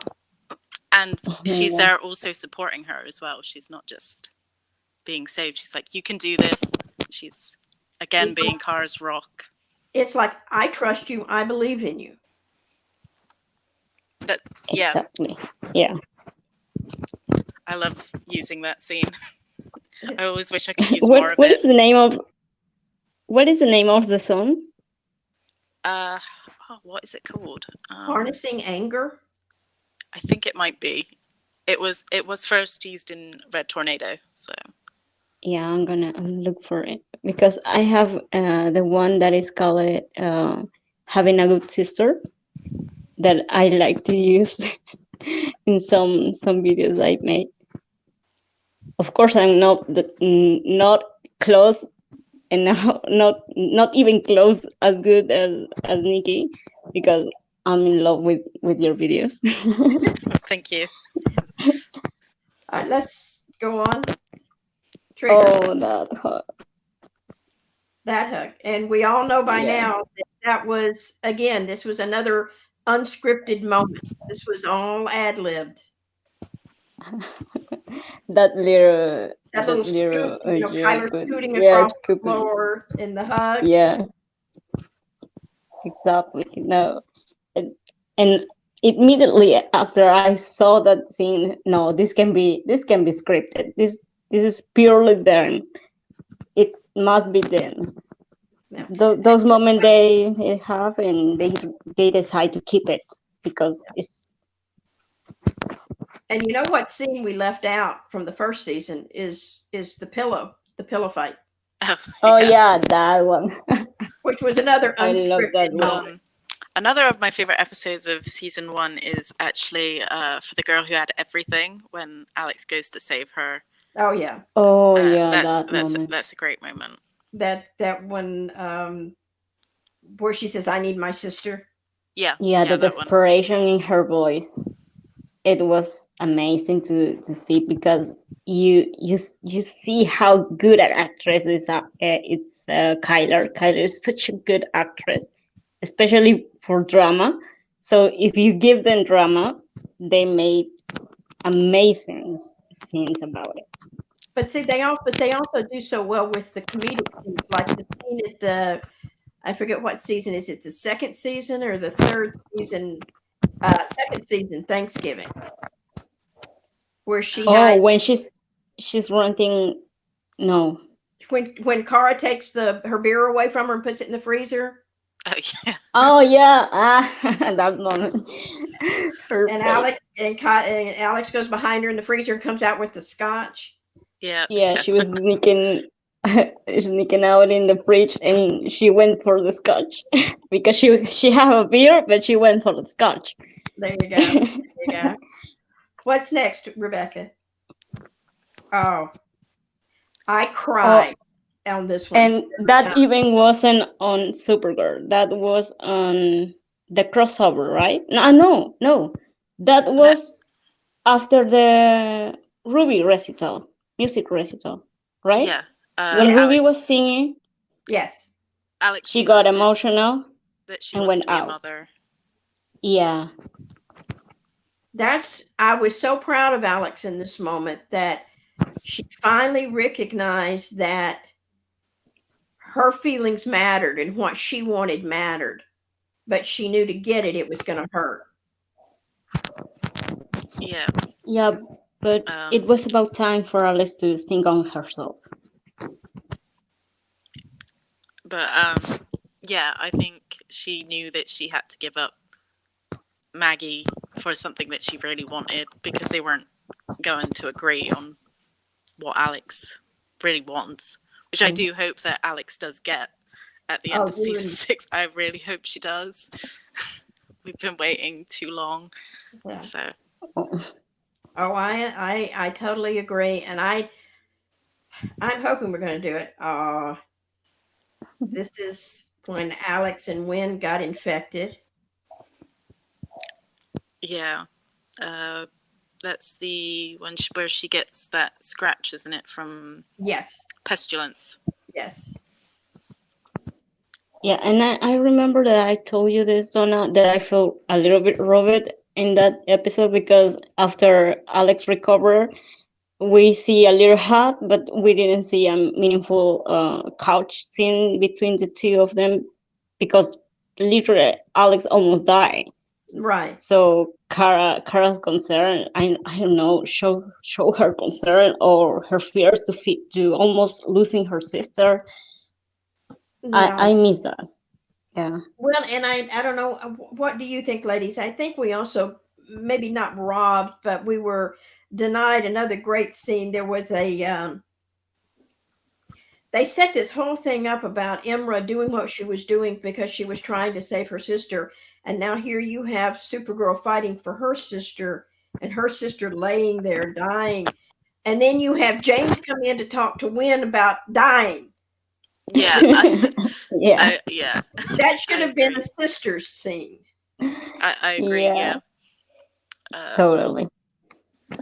I think sometimes the Danvers sisters can get pushed aside for other, which I mean, other characters also deserve screen time. It's just, I feel like Kara and Alex are the heart and soul of the show. So yeah.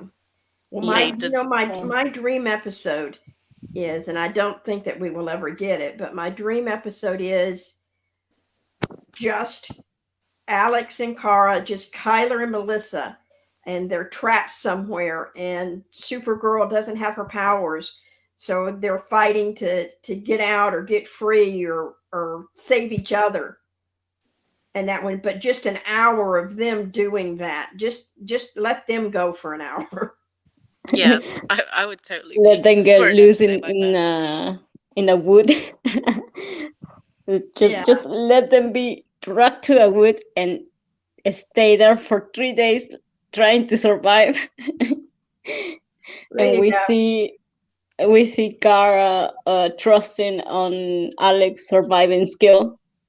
Well, I think we've almost seen, like I said, in their growth, we've seen them going from Alex being the protective big sister, and then we've seen Kara grow into Supergirl and becoming more self-assured, and then we see Alex's journey uh, coming out and becoming more sure of herself and able to say what she wants. And then it's sort of, and I know it's going to be an unpopular position, and I'm going to hold off on this comment till we get to that slide. But it's just their growth is just it just keeps going forward, and it keeps making their bond stronger and stronger.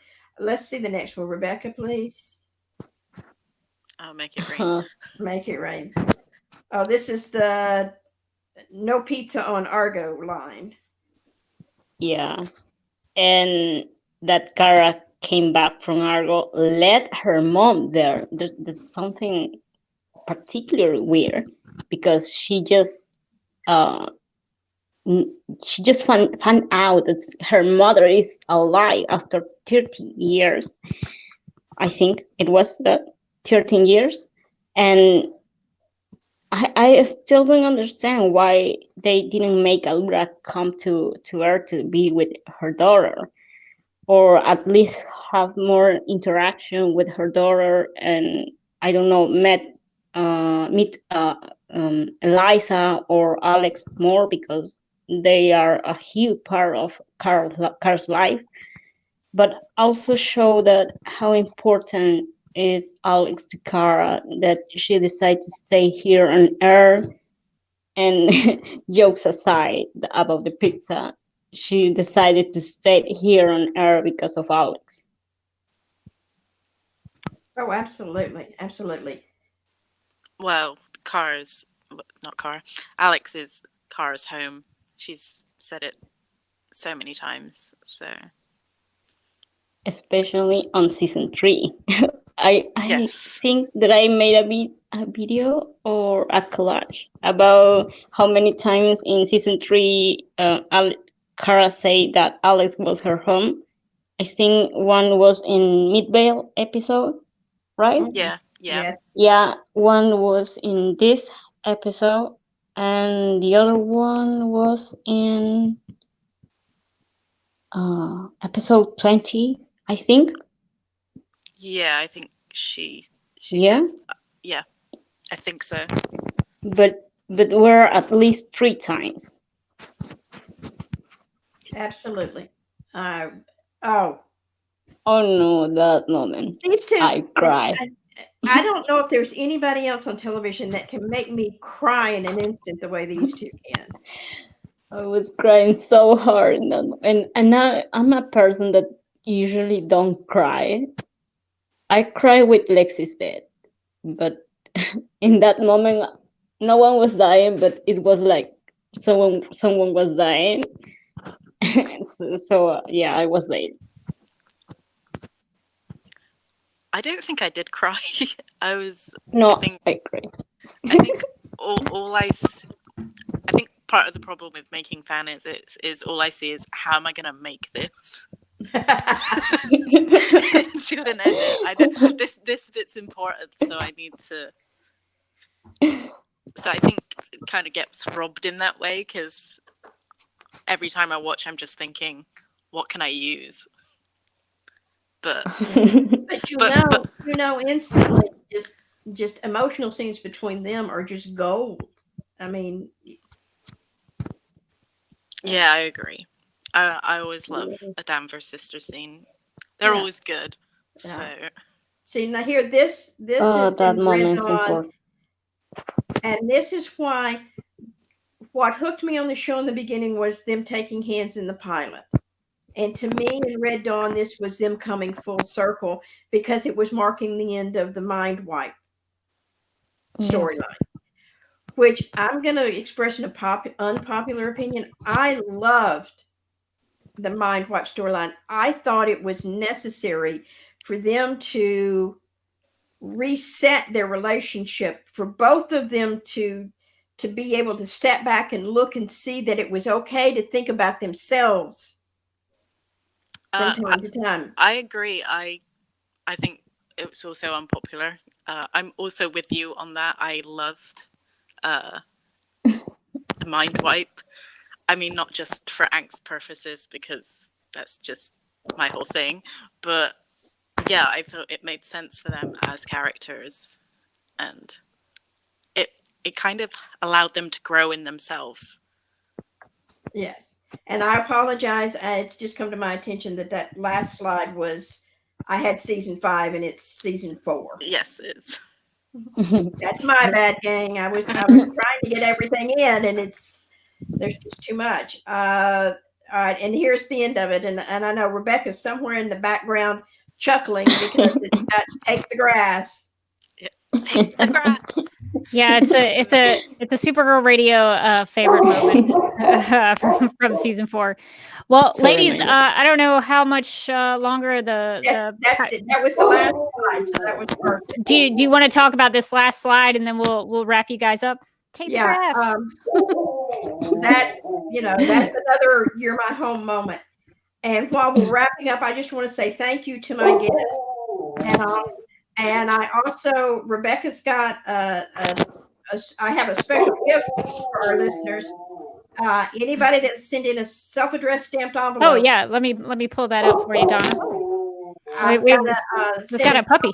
Stamped envelope. Yeah. I have a puppy, and I have like 25 puppies from my neighborhood. They're trying to get on the live stream. Cry. Yeah. And if you will send a self-addressed stamped envelope to this address, and I will send you a signed bookmark from the Girl of Steel book. And also thank you to Danvers Couch, who gave us some Danvers Couch stickers. Well, very cool. And let's just wrap it up real quick. Show of hands. How many think that the last scene of the last episode should be a Danvers Sisters couch scene? Me. Definitely. I'm raising my hand. Obviously. Me too. Absolutely. Well, Rebecca, thank you again for letting us spend some time talking about our favorite super siblings. Nicki, DT, thank you for joining me. And we still have a lot more. I'm sure we're going to have a lot more moments to come, because I have a feeling they're going to go full circle and focus this last season back on our sisters. I hope so. Let's definitely hope so. Finger for that. Well, I encourage you guys, for the hosts of this segment, get in the chat, because there are a lot of people sharing thoughts with you guys. I wasn't able to. I realized when I was sharing the PowerPoint, I wasn't able to bring up the comments at the same time, so I couldn't bring up the comments and the wonderful things people were saying. And so they were having a conversation with you all. So if you want to get back in the live chat and respond to any of those, feel free. Because I know a lot of people love talking about the Danvers Sisters. So feel free to go in there and see what people were saying. And if anybody wants to follow Danvers team, and it's a twin thing, there are some links in the video description below. So definitely give them a follow, and on YouTube and Twitter, and I think there's an Instagram. So go follow them, all the places, and support the great work that they're doing. And also Donna, but you're already following Donna, because you're a Supergirl Radio listener, so you should be following Donna everywhere. Show. Yeah, Donna's a recurring guest, a recurring fan favorite. Can I give you a spoiler? Oh yeah, sure. I've just received my second official assignment from Screen Rant, and it is Supergirl related, so it will be nice new content from Donna. So everybody, make sure you follow, so you'll get a link to that. All right, well, we are going to say goodbye to the Danvers Sisters crew, and thank you guys for joining us, and we will be talking to y'all later. All right, so where are we on the fundraiser, Morgan? Good question, Rebecca. I just checked, and we're currently at 845. Whoa. That's I mean, I feel like we're now within the range that like 1,000 seems pretty reasonable, and we could get there. I think it is possible. So keep spreading the link around. I feel it. It's close. I mean, we're so close to 900. We might as well just start there and just keep inching up as we go along. Slow and steady. So go to fundraise.rainn.org/Supergirl Radio. You can see it there at the top of the screen. I don't know where you see it on the top of the screen. There somewhere. So yeah. So and we'll relink it in the chat if anybody wants to go donate. Anything is welcome. $1, $2, any amount. Doesn't matter. It's all going to a great cause and in honor of Melissa Benoist tonight. So our next segment, and sorry for everybody, we're a little late because we're trying to shift some time since we kind of started the listener segments a couple of minutes late. So we're getting to our last listener segment before Morgan and I do a little 30-minute thingamabopper. But you guys are gonna love this next one because I have to brag. I have to brag on Nicole, who is going to be hosting this segment. When we put out the call to send submissions and pitches for a segment, it was a high quality pitch. Nicole recorded a video, put it on an unlisted YouTube link, and sent it over. And I immediately messaged Morgan. I was like, "You have to watch this." For me, I was like, "This is it. This is the whole thing." She was like, "Here are some ideas." I was like, "I want all of them." We have all of them. For me, it's sort of, this is a high compliment to Nicole. It rivaled the Jim Henson Muppet Show pitch. So if you've never seen that, go to YouTube and look up Jim Henson Muppet Show pitch. High praise. It's right up there. So thank you to Nicole for putting that extra effort in. And thank you to everybody who's been on the live stream with us tonight. All quality segments, all a lot of fun, and so we really value everybody's times. So speaking of which, we're going to bring Nicole in. So hello, Nicole, Dr. Nicole Green. We should probably put some respect on that name. So oh my gosh, I'm like blushing. That was so nice. Thank you.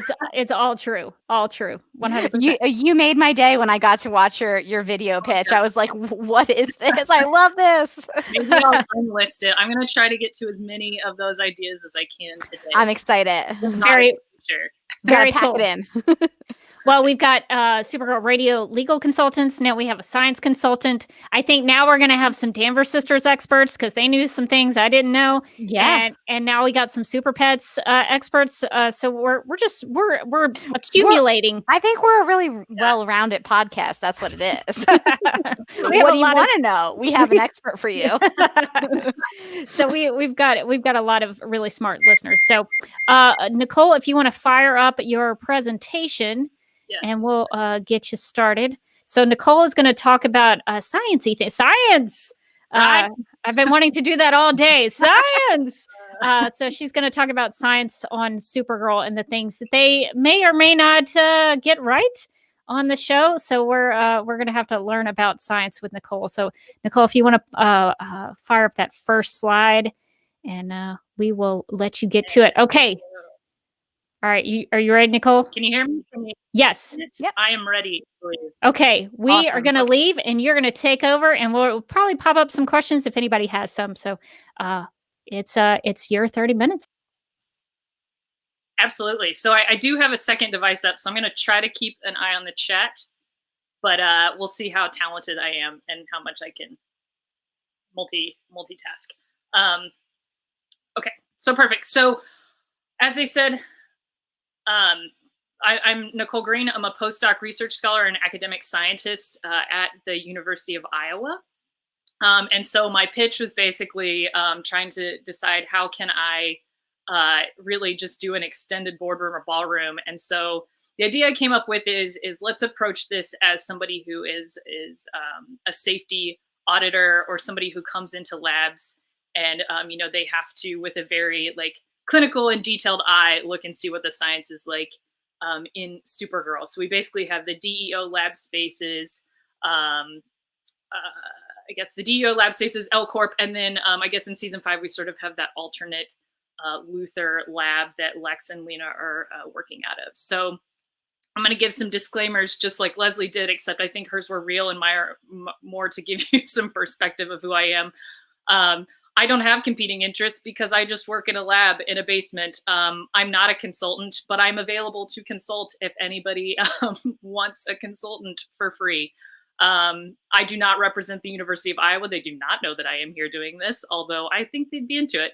And just as an idea, I'm an academic scientist. So the scientists that we typically see in Supergirl are in a corporate environment, or, they very much so are doing science for a specific purpose to create a product or to immediately apply it to some sort of usually very dramatic scenario. So sort of our motivations are very different. So I guess we'll keep that in mind. And my training has all been done in the United States, and I currently work in the United States, so that the training can differ depending on where you are in the world. So big Supergirl radio fan, recently got into podcasts in the last couple years, and I frequently listen to these in the lab late at night while I'm working on the microscope. So thank you to everybody who's been fans for years and has helped build up this community. I have really enjoyed getting to know you all. So without further ado, we'll get into this idea. So we're going in with the lens of, if I'm an environmental health and safety officer, I come in to do an assessment of the lab. What would we see? And more importantly, would they pass without fines? I'm going to say probably not, but I think it will be a really, really fun. Okay.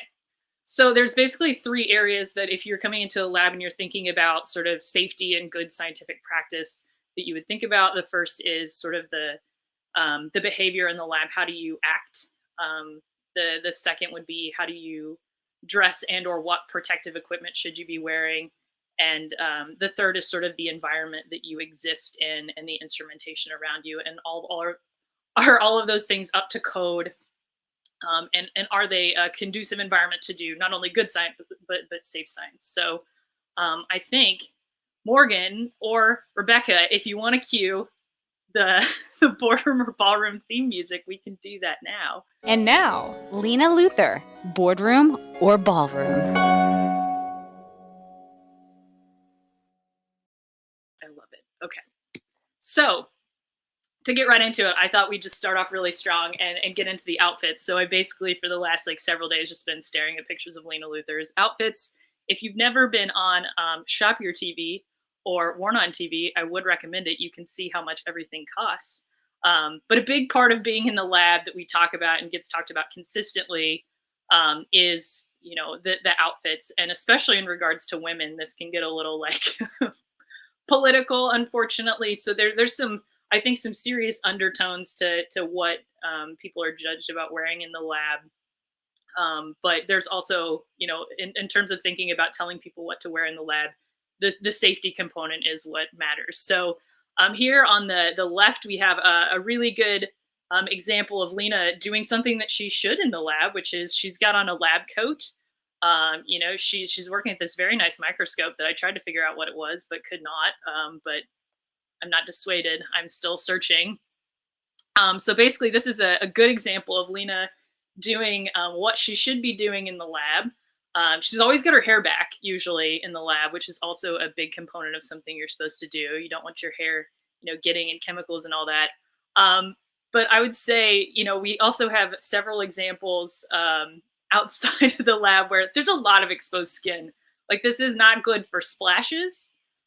You're doing reactions that could potentially be violent, like you're about to get some skin burns. So this is a big no-no. And if you've ever been in any sort of university lab setting, you know that this is frowned on. This outfit, while incredible, would not be allowed in a lab that I'm TAing, for example, because that's a lot of paperwork you have to fill out when somebody gets hurt. And unfortunately, I think this Victorian ghost outfit, while just really popping in, season 5, that's lace. I looked it up.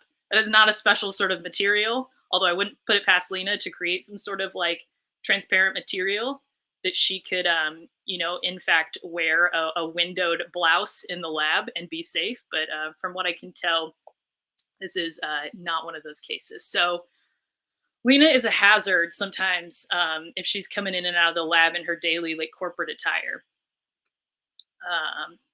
In terms of whether or not they're wearing lab coats, that's a big thing. Not everybody in a lab will wear a lab coat.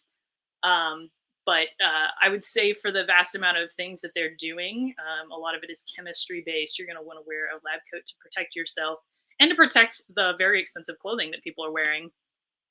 So I think this was a very weird lab coat scenario that they had. I believe this was in season 5. I think Eliza, Dr. Danvers, the senior, she is wearing a pretty traditional lab coat. She looks very academic. She's got the sleeves pushed up. This feels very authentic to my experience in labs. Lena looks like she's stepped out of some sort of science yoga retreat. So I really am curious, is this some sort of special material, or is this just a lab coat that I've never seen? So I would say, like, I don't know what the quality of this material is. These are both the cleanest lab coats I've ever seen in my entire life. So like either way, I'm impressed. And I just wanted to give a moment to Lena's other like really exceptional coat environment, which is, you know, she has these incredible winter coats, which absolutely would not be allowed in the lab. But I would love to see her walking through like an academic building in a basement, just emerging through the hallways in these really incredible coat moments. So not appropriate for the lab, but very much so encouraged outside of the lab. So again, I think this is a moment where Lena at least appears to be like really on top of her game. I think this is season 3 as well. This appears to be the RAINN containment module behind her. She's got on glasses, which you rarely see people wearing the safety glasses in labs, but they had her doing this. And she's got on some gloves. It looks like these are more for thermal resistant scenarios. And I believe this is Harinel, which we'll get to in a moment, but it appears like, at least for the moment, she's modeling some good behavior. And I just want to give a shout out to the CW, who just did a really nice mask campaign. I think more than ever, PPE, the personal protective equipment, has been at the forefront of people's minds. And these are things that we constantly wear in the lab and obviously are now. So they all get green check marks on this one. This is all modeling good behavior. So, and the tagline on this is "Real heroes wear masks." So loving this PPE campaign. So just going a little bit more into the Harinel, one of the things that's very much so tied to the PPE and the clothes that you're wearing in the lab is you need to be very careful when you're using especially dangerous, or if you're using an unknown chemical or an unknown element, which they tend to be doing a lot of in, you know, in Supergirl. They're often working with elements that are not known to our periodic table. Here we've got the Harinel, and I'm trying to remember, I think this is a scenario where RAINN is like destroying the lab and Lena is just supposed to be like doing science while things are flying around her. So she takes the Harinel and she like smashes it with a hammer and like heats it up, and then she, you know, liquefies it into this open beaker. I think this is also supposed to be just like a bunch of liquid mercury just like chilling out. I guess it's just like, that's a lot of mercury. But I'm very concerned for Lena because like we don't know anything about it. She's crushed it. It's aerosolized. She's breathing it in. I think we really need to introduce the concept of biosafety cabinets to the Supergirl staff. These are maybe more commonly called hoods. They basically have ventilation, which prevents you from breathing in any toxic chemicals or unknown chemicals. They have this hood that comes down. You work inside of it. It helps alleviate these problems, these noxious fumes that you could be breathing in. Or I think this is a scenario where maybe Lena should really think about, you know, going into a BSL 3 or 4 suit, some of these protective suits with their own supplied ventilation. Yeah, I think as smart as Lena is, just create a robot or some sort of scenario where you don't even have to interact with the chemicals. Like, that's what I want for her. She really does not seem, she does not seem to be concerned about her welfare. And so I think we all have to be concerned for her welfare to maybe like, you know, make sure she's working in controlled environments with some of these chemicals. So another major aspect of, you know, just general clothing that I think constantly gets violated in these shows is the idea that you're supposed to wear closed-toed shoes, things that are easy to move in, not only for safety, but, you know, just for general like comfort purposes. And for 2 people, you know, I've got Kara here. She's not necessarily a scientist, but she's often in the lab. They're constantly under attack and fleeing from things. And I think just like give them better shoes. And this photo cracked me up when they released the set photos for this particular episode, because clearly this is in between takes as they're running through things. And Katie McGrath was like, I'm not wearing heels. It's too long of a day. It appears to be the same scenario over here.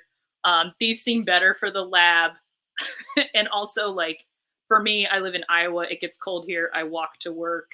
Parking on academic campuses is horrible. So, like, heels are not a viable option, really, and would really aid in their survival.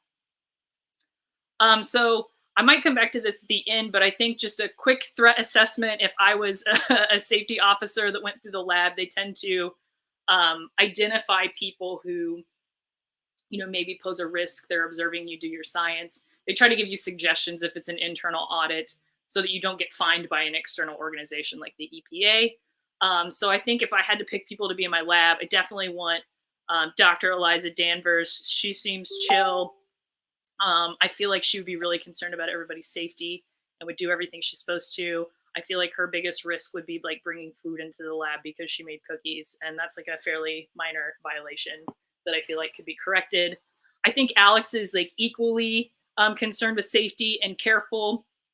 However, she's constantly getting shot at, so I don't want like her in my space where there's like alien and explosive elements all around me. I think Wynn's biggest potential violation is Tylet catching on fire. Kelly, I still am trying to figure out exactly what Kelly does, so I'm reserving judgment on her. But I do want to say I love her academic blazers. I have a huge thing for blazers.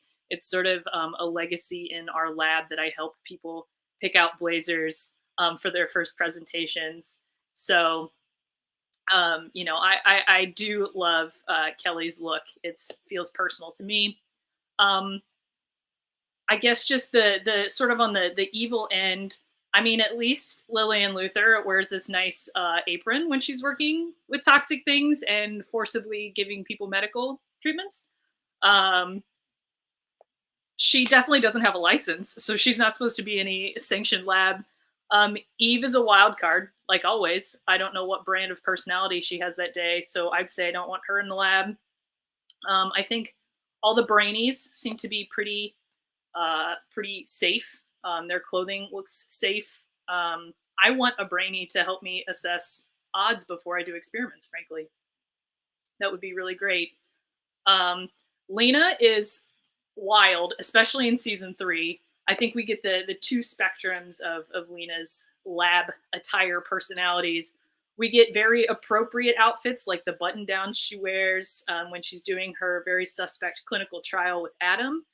That seems very like authentic to the clinical professional attire that you would see at her medical school. Season 3 is also some of her worst but best offenses, where she's like going to her galas and she's at Capco with her off the shoulder. It's just all kinds of exposed skin. So I think she does tend to actually, have pretty good attire when she is in the lab. So we'll pretend and give her a little bit of credit on that. Nicole, can I butt in and just ask a question from the chat? Leslie, since you mentioned Lena's experiments on Adam, Leslie wants to know, what are your thoughts on that in terms of the science ethics, I guess, of the experiments? What are your thoughts there? Yeah, so I'll say I don't work with human subjects, but I do occasionally have to take ethics courses. So we are required, usually yearly or every 2 years, to take ethics courses. There are very strict protocols. They do mention, I think, in the episode of Jack Spear, Kara asked a question about crossing state lines and sort of the ethics of doing trials in one place and then launching the product in another. And I think he mentions the FDA. So these regulatory entities would exist.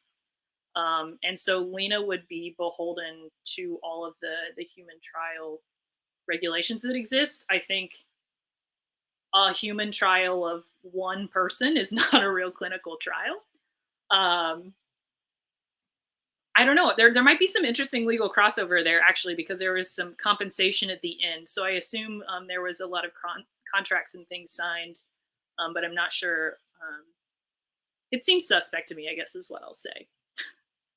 I want to trust Lena and what happened, but that I think made everybody a little bit uncomfortable, and I don't see that trial getting approved, at least in academic campuses, we have this thing called an IRB, which is an institutional review board. So it's a committee of many, many people from different aspects of ethical perspectives, people who have clinical experience, and then, expert scientists, and they decide whether or not you're allowed to do these trials. And people who do human and animal trials are going to be asked to think about the 3 R's, this idea of like, what is it? It's like reduce, replace, and refine. So this idea of, can you do the experiment without doing it on humans? How many do you truly need to get a result and trust a result? And then within a trial, can you refine any sort of like negative side effects to your subject? And I would say Adam definitely didn't get the refinement treatment. Like he got a full dose of Paranel. So yeah, I don't think that trial would have happened in reality. At least I hope not. Unless she paid him off. Because let's be real, Lena Luthor, if she wanted to be, is rich enough to just keep paying fines and do as she pleases. Because let's be real. But I like to think that Lena is good and she would not do that. Lex 100% would. So I think all the trials on humans in season 5 were highly suspect, and I would not trust the paperwork and the regulations that they were given on that one. So this is this is something funny that I did. I love like a niche personal joke.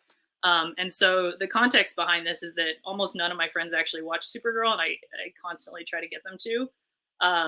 So my lab mates here would have to endure me basically Monday through Thursday until the Supergirl radio episode came out in season 5. Just talking about at least the outfits in that week's episode, but probably the content, because like, let's be real, season 5 was an emotional roller coaster. So I started as a joke, and as a bit of a casual experiment to see, what could I actually get away with wearing of Lena's in the lab and still like be safe and comfortable. And I had a real opportunity come up when I was added to our university's research council. So I had an opportunity to be in a boardroom every now and then.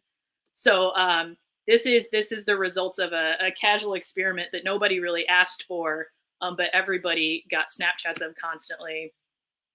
So I was playing boardroom or ballroom as a joke this past year, and COVID has really like put a damper on it. But it turns out I own a lot of clothing and I love a reason to wear a suit. So I was able to transition to some of these in the lab. And I think I joked on Twitter about, how do you transition effectively from an evening, a quick experiment in the lab to like an event afterwards. And I feel like suit is the answer. I'm pretty sure actually after this, which was not actually worn in the show, it was worn in an interview. But I'm pretty sure I had to stop by the lab and do a quick experiment, just like a quick changing of stains and some washing of stains off some dissections. And I'm thinking I went straight to like a trivia event right after this. So it can be done. Don't let people tell you you can't dress nice in the lab. And we saw this moment earlier in the night, the courtroom scene. I had a similar shirt. I love doing these side-by-sides and sending these to people. And I was not dissuaded by COVID. Like, I was not going to let this joke die. So I did this over Zoom. And I also have managed to capture some of the more casual moments for Lena. I love, like, actually, I think, end of season 5, we got to see Lena in some casual wear in her underground lab. So I think that felt real to me, that Lena would be like, hanging out doing long hours in the lab in like some jeans, because that's my speed for sure. And so, if I had my own version of boardroom or ballroom, because I rarely go to a boardroom and I don't often have a chance to go to a ballroom anymore. I'm pretty sure my life would be bench top or bar stool mostly, but now we can't really do that. I can't brood in pubs and do work anymore. So I'm having this like very like bookstore vibe going on the last few months as I go back and forth between the lab. So just going off that, I think there's a lot of conversation around Kara of, how did she hide her secret identity? And I got curious one day and I tried to decide like tried to look up, like, is there any science behind this idea that glasses actually obscure your identity? Because in fact, from 2018, I cut all my hair off and I put on glasses, and I feel like people don't recognize me, and I think it's really funny. And it turns out, if people aren't that familiar with you, this is an actual thing. You can go look this up, and it turns out that people really can't tell the difference very easily when you put on glasses. It changes sort of the symmetry and the shape of your face. So I'm ready for my mutagenesis event to happen in the lab, and for me to get superpowers. I'm really hoping for teleportation. So just looking at set design and some elements of that, I think the thing that bothers me the most potentially about the labs that you see in Supergirl is just the vast empty, like I've never seen a lab that looks like this. We're all crammed in. There's usually like bay after bay after bay of labs. There's stuff everywhere. And by stuff, I mean glassware, I mean plasticware. If anybody is doing a rewatch, please tell me if you've ever seen a sink in any of these scenes, because I feel like all we do is actually like we're washing things, we're changing things out, we're pulling glassware out to do different experiments with. You don't see any of that here. Like this floor space is coveted. Nobody would not be using that. So that feels very unrealistic to me. Something that I do think feels realistic is how like dark and devoid of natural light these labs are. I think I work in a basement. We don't very often have external windows. So this is something that feels real. This moment cracked me up actually, because this is a really serious moment between Lena and Alex, and they're in this lab and they're like screaming at each other, and there's all that tension like as crisis is happening. And all I could focus on were these pipettes here, because these are electronic pipettes for distributing liquid, and they're like $1,000 a piece. So I think that proper set design, especially for somebody who's familiar with a lab, you pick up on these things, but it can also take you out of the moment. So I think, having science consultants and having a realistic set design, it can be important for the narrative, for the viewers, especially if you're familiar with that.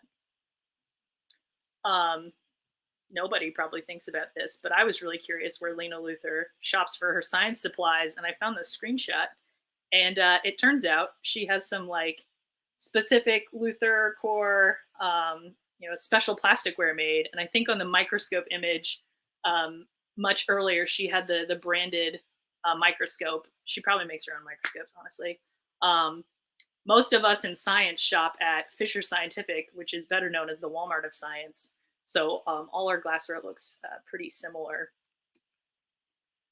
And if you guys are familiar and you're looking at these screenshots of labs, something that you'll notice is that there's a lot of colorful liquids always in the background. This is not reality. You can see here, you've just got colorful. We never have these like molecule things sitting out on our lab benches either. Or these rocks and like maybe these are alien minerals, so maybe that one's fine. But just to give you an idea, I took a picture of my bench. We have a couple like very condensed dark liquids here, but not a lot of colorful liquids. That's something consistently that you see in shows that is not realistic. Something that I want from the Supergirl labs. I hate writing in my lab notebook. I would love to have an AI that just records my thoughts. So I'm advocating for Hope to come into my lab. I don't care if she goes rogue. I need her in 2020. I want her back. Something that I was trying to look into a little bit, what happens to the science equipment? How do they get it? What happens to it when it's over? And I couldn't find anything specific for Supergirl. I tried to do a little bit of looking at movie locations. My guess is because of the nature of these sets, this is done in some sort of convention center or warehouse or on some sort of soundstage. So they're bringing in all the equipment. So usually it's borrowed, or there's some kind of like quid pro quo between a company where, you use our product, you give us marketing. As I said, I want to know what this microscope is. This is also a form of compensation that I think sometimes happens for consulting, is that they will donate the equipment then to the lab of the consultant afterwards. So they're looking to offload any equipment. I feel like shipping from Vancouver would be terrible, but I know some people there if they're looking to offload some equipment. Same idea, you know, I couldn't find, if anybody can find information about if Supergirl has a science consultant and if they're looking for one, I would be happy to consult. And it turns out, if anybody else on here is a scientist, there's actually an organization that was pretty recently formed called the Science and Entertainment Exchange, and their purpose is to make these connections between entertainment people and then scientists that have a specialty and can help them answer the questions they want, whether that's content specific information or if it's just simply like, how do you pronounce this word? And, you know, should I have blue liquids on my benchtop? The answer is no. I'm just going to quickly like do a character narrative. This is something that I'd like to follow up on, but one thing that really takes me out of a show is like the backstories that don't really fit our training that we get as PhDs. Alex in particular, I think she's brilliant. She's my age, by the way. She's supposedly born in 1989. I'm 31. She has a bachelor's degree, and she started a bachelor's degree at the same time as I did in 2008. She has an MD PhD, so she not only finished her clinical training and her PhD, she had a quarter-life crisis, got picked up by John, worked at the DEO, became the director of the DEO, and watched the DEO fail. And just to give you an idea of a timeline, this is for an MD PhD at Yale, so pretty top-notch people, I would say, going there. I couldn't find a good diagram for Stanford, but it's a similar timeline. It's usually 7 or 8 years, basically, to do an MD PhD. So my conclusion is that the only way this would work, and I was tweeting at DC about this earlier this week, that like, one, you don't really need multiple doctorates unless you're trying to get a clinical and a research-based doctorate. But I'm convinced that Alex has just had to alter the timeline, or the timeline has been altered around her for her backstory to make sense. That's my headcanon. That's what I'm sticking with.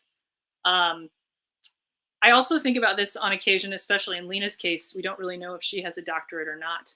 I think no. I think she's just brilliant and went and started doing science, and she owns a company, so why would you need it? But she's frequently called Miss Luther. So either people are not giving her her proper title, or she doesn't in fact have a doctorate. And that's fine. You don't have to have a doctorate to be a scientist. And this is something that's important with the context of the field, because it turns out there's a gender bias in how people are referred to and then regarded as experts. On our publications, women struggle to get notoriety and citation on their research. And in terms of how they're like regarded within the community and how people speak to them, sort of, you know, this decorum is relaxed for women. And that leads to this sort of leaky pipeline effect, or sort of a loss of women as you move up the ranks into especially like academic tenured faculty.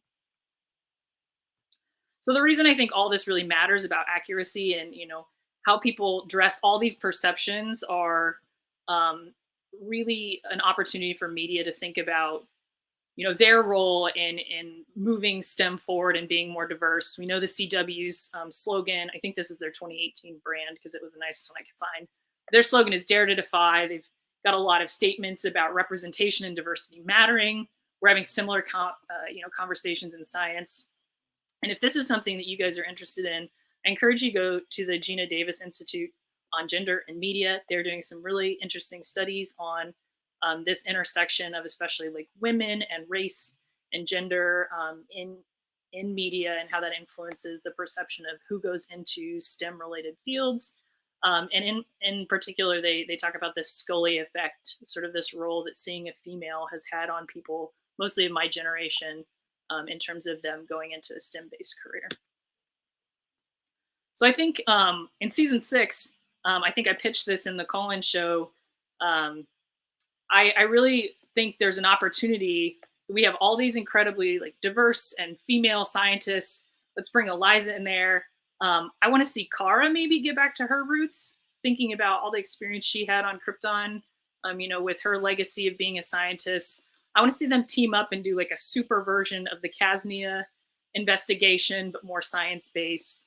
I think we need it, and I think it's a real opportunity for the show to showcase some of the talents of the characters that they have. So I'll just say thank you to everybody who is here. Thank you for having Ballroom or Boardroom. It brings me great joy.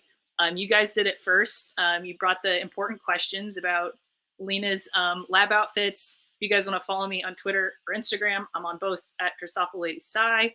Drosophila is the name of the fruit flies that I study, so that's why my name sounds weird, and that's how you say it.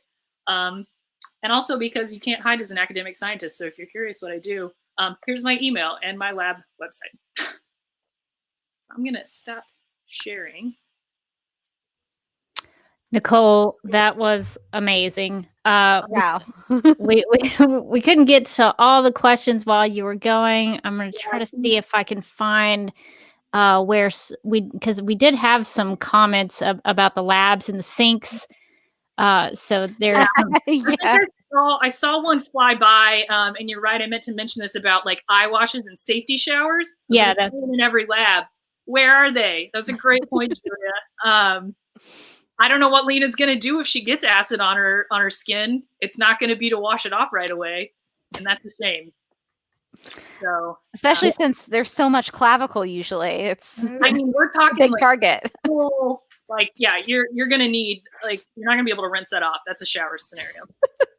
Yeah, and everybody really loved your boardroom or ballroom experiment that you did in your personal time. So we really appreciate that. I clearly enjoyed it far too much. Well, is amazing. Thank you for sharing that with us. And we're probably going to have to wrap you up here just because we need to get going. But we'll probably pull you in again if there's any sciencey related things that you're like, hold up. That's not a thing. Well, I feel like we have a science consultant now. Yeah, fingers crossed for good science in season 2. Always crossed. Let's bring back hope. Let us know if there isn't good science, though. We need to know. Yeah, will do. All right. Well, thank you, Dr. Nicole Green, and we will be in touch later. And definitely hop in the chat and respond to some of those comments because people really enjoyed your presentation.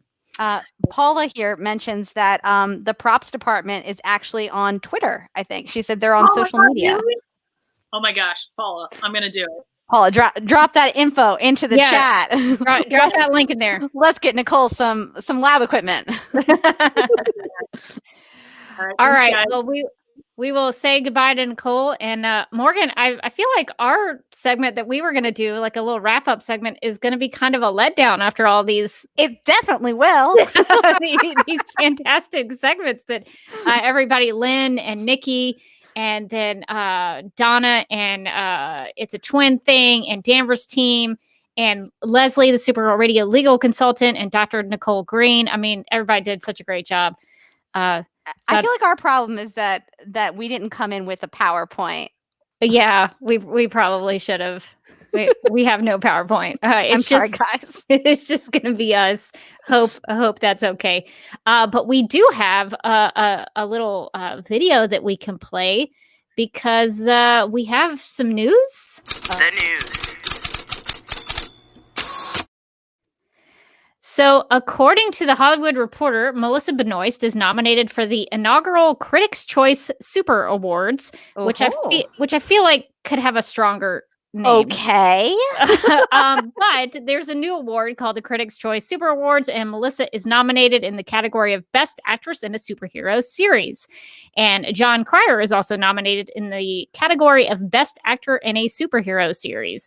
The actors show focused on superhero, science fiction, fantasy, horror, action, and animation. That is launching at a time when most of the high-profile movies have been pushed into 2021 or beyond.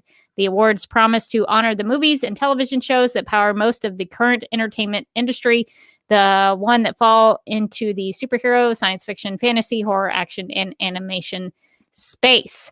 I love that there's so many superhero shows now that they're like, We'll just give them their own award show. They have to. There's so many. We talk about that all the time about how I like that they're like not willing to nominate them for like other awards. They're like, let's just give them their own. Yeah, I mean, some of these performances actually, I think, would qualify for an actual Emmy. I mean, this isn't Supergirl related, but I just finished watching season 2 of Doom Patrol, and the actress who plays Rita Farr, I can't speak more highly of her. She is fantastic, and she should be in one of those like a genuine Emmy category. And there are some times where maybe some of the stuff that maybe even John Cryer's done on Supergirl would qualify as well. And Melissa has done such a good job as Kara. So I don't know why they can't be nominated for an actual, television award. I know. I could see a lot of cast members getting like an actual Emmy. Yeah, but that's okay. I kind of want the statue that they get to be like a little Supergirl flying in the air, but in golds. It almost has to be. It has to be like a cape. I mean, it's the Super Award. There has to be a cape of some kind, or else I'd be like, I'm giving this back. Yeah. I don't want it unless there's a cape. Yeah, I just my problem with these new awards is that the name is. I mean, I like that it's the Super Awards, but I don't know. You could dress that up a little bit. The Critics' Choice Super Awards feels like they didn't really try hard. to make. I mean, is there not a pun that they could have worked in somewhere? There's maybe a little stronger adjective. It was lazy. That's what I'm saying. They were like, what do we call them? And somebody was like, we could just call them what they are. And I feel like somebody in that room should have been like, no, Joshua, it's a pun or nothing. It's like in the scene from The Muppets Take Manhattan, which is one of my favorite movies, where Kermit has amnesia and he goes and joins a marketing firm as Phil, the Kermit, the frog, and they're trying to come up with slogans for this soap, and amnesiac Kermit says, "Soap, it gets you clean." Like that. That's how he sells it. So sometimes you don't really have to, reinvent the wheel. Just go with what works, I guess. Yeah, that's true. That's very true.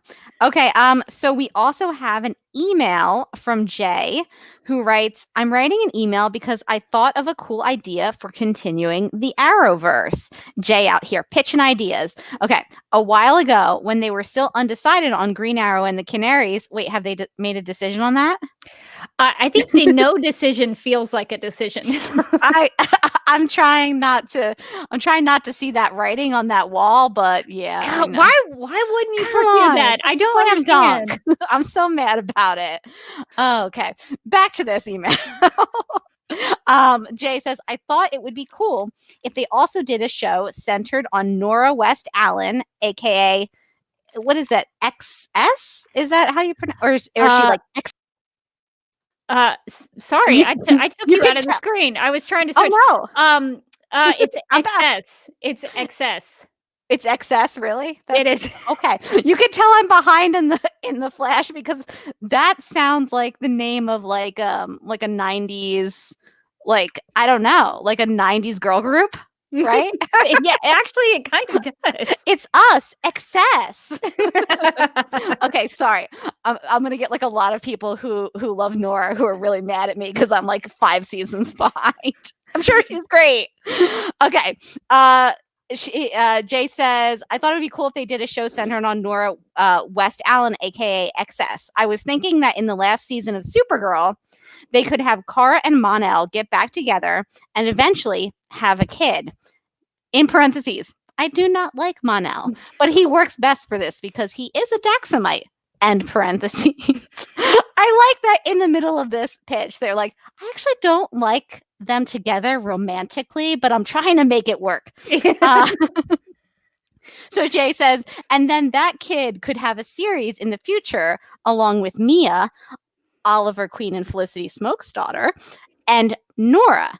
I hope you like this idea. See what I did there? Because hope was all in caps. And I did like that idea. I would hope that you would understand the meaning behind that. Yeah, so we have some people in the chat saying that, and I kind of remember this. I'm behind on the Flash too, but Nora is currently erased from existence. But what about her girl group? I'm really concerned about XS. So what are your thoughts on that? Let's say XS was still around. Maybe after post crisis, she's a thing in the future. So what would you be into that? Would you want to see like the future like Arrowverse, the next generation? The next generation. You know what? I did love me some Degrassi, the next generation. And then I think that maybe a cast member at some point then goes on to be a successful rapper. So if I say no, am I taking the next Drake away from us? I don't know. I don't know if I can do that. I think it would be pretty cool. I would watch it. I like the idea of also, this is how you could get Green Arrow and the Canaries. Just set everybody in that world. Yeah. And then you have like the Canaries sort of being like the mama bears taking care of everybody.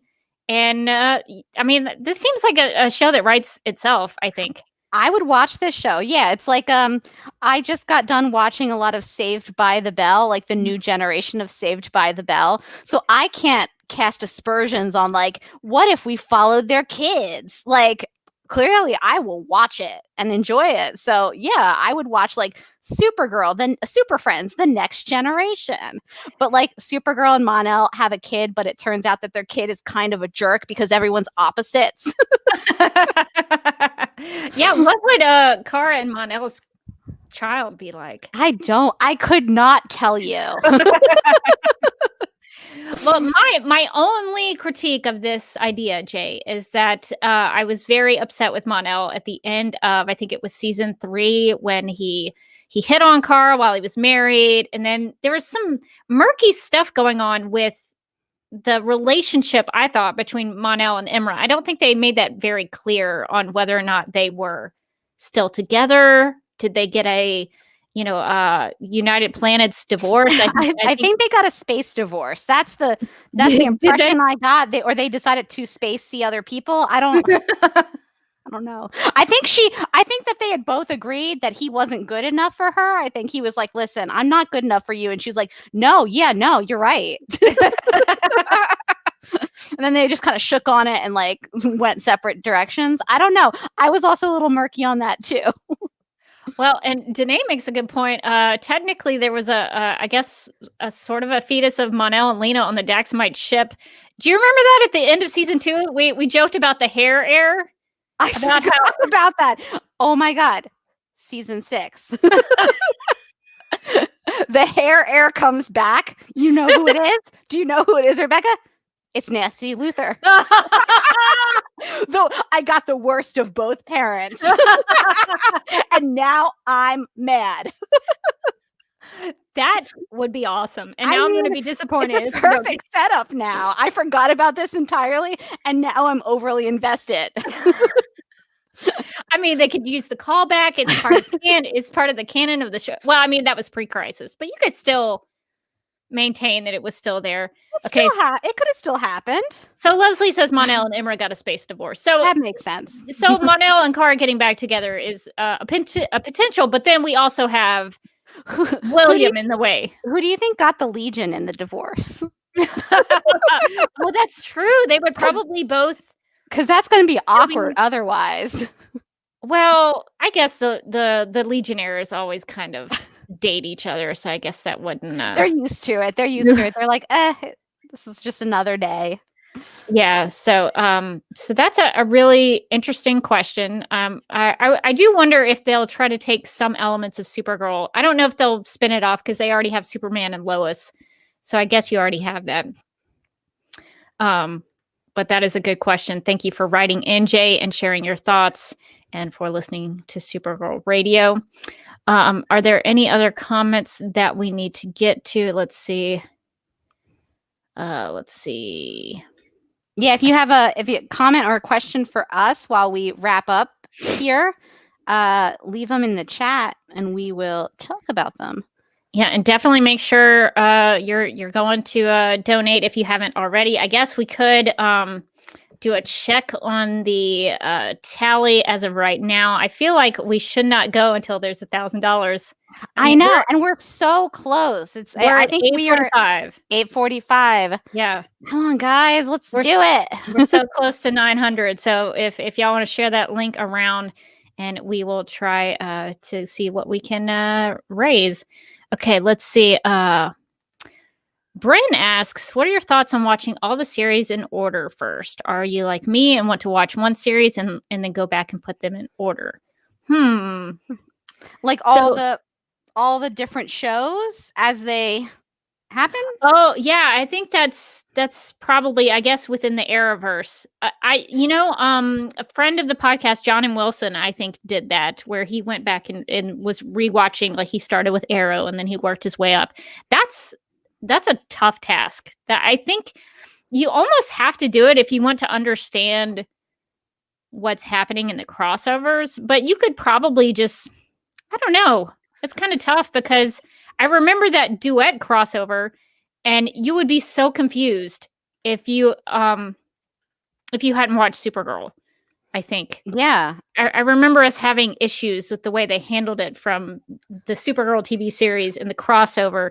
So I don't know, if you really want to understand it, you almost have to watch all of them. I feel like you I mean, again, clearly I'm not up to date on The Flash, as I did not know about Nora or how to pronounce her superhero name. So sorry.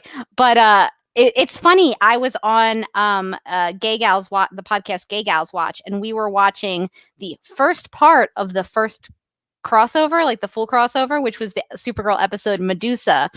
And it's hilarious because you're watching it and you're like, there's no crossover here. And then it's like the last 30 seconds and they're like, jump through the portal and they're like, Supergirl, we need your help. Boom. Fade to black. So, I mean, in that case, there were some scenarios in which you didn't have to be super up to date on that first season. You did not need to be up to date on Supergirl because she technically wasn't really in that crossover. Yeah, and I don't know that I want to subject parts of Arrow on anybody. Although the first couple of seasons are okay. And I stopped watching after they did Laurel Lance so dirty. But I don't know. I think it depends on how invested you want to be in it. I think if you just like Supergirl, you can watch Supergirl and watch the crossover episode she's in, and that's probably it. So Kenny wants to know, do you think we will see the Fatal Five in season 6 as baddies? Kenny, I wish we could get them. Now, you already know about one of the Fatal Five because we read her in Rebirth. Do you remember the Emerald Empress? She had the eye. Oh, that followed her around. Oh my God, yeah. I loved the eye. Friend of the pod. Never say friend of the pod again. Never say that again. That sounds so hipster doofus. It really does. But you can only say it when referring to giant floating eyeballs. Then it's fine. Okay, only reserved for Emerald Empress. That's fine in their culture, the floating eyeball culture. Friend of the pod, the floating eyeball. Yeah, so she is part of the Fatal Five, and the Fatal Five is a group it's like an evil villain team, and they're usually associated with the Legion of Superheroes. So I would love to see them take on the Eye and Emerald Empress. She's had a lot of interactions with Supergirl, and that would mean that the Legion would come back, or maybe we would go to the future. I would love that.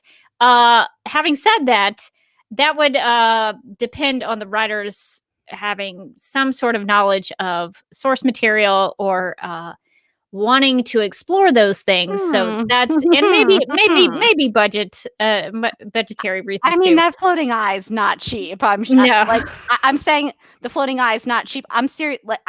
He does not get out of bed. Unless he has like the full trailer, all the snacks. You don't even know what kind of snacks that floating eyeball wants. His rider is ridiculous. They can get him. I don't think they can afford him. He's in there redecorating his trailer and not letting anybody in unless they have a reservation first. They're like, he's a nightmare to work with, but he does such phenomenal work. Did you see the way he just blinked at her? I cried. Yeah. So I hope we do get to see something like that. And we have no idea really what they're doing. The only thing I can tell is that they're shooting a lot of episodes possibly without Melissa Benoist. Do you get that vibe? It does seem that way. I have not yet seen Melissa Benoist show up in anything, which seems weird. It concerns me a little bit. I understood it back in season 4 when she had been on Broadway and they were kind of shooting around her so that she would come back for basically for a couple of episodes. How many episodes is Supergirl going to be in a DJ helmet this season, do you think? It kind of concerns me, and I'm going to be open-minded about it, but my whole thing was like season 6 better be like Kara heavy. All Kara all the time.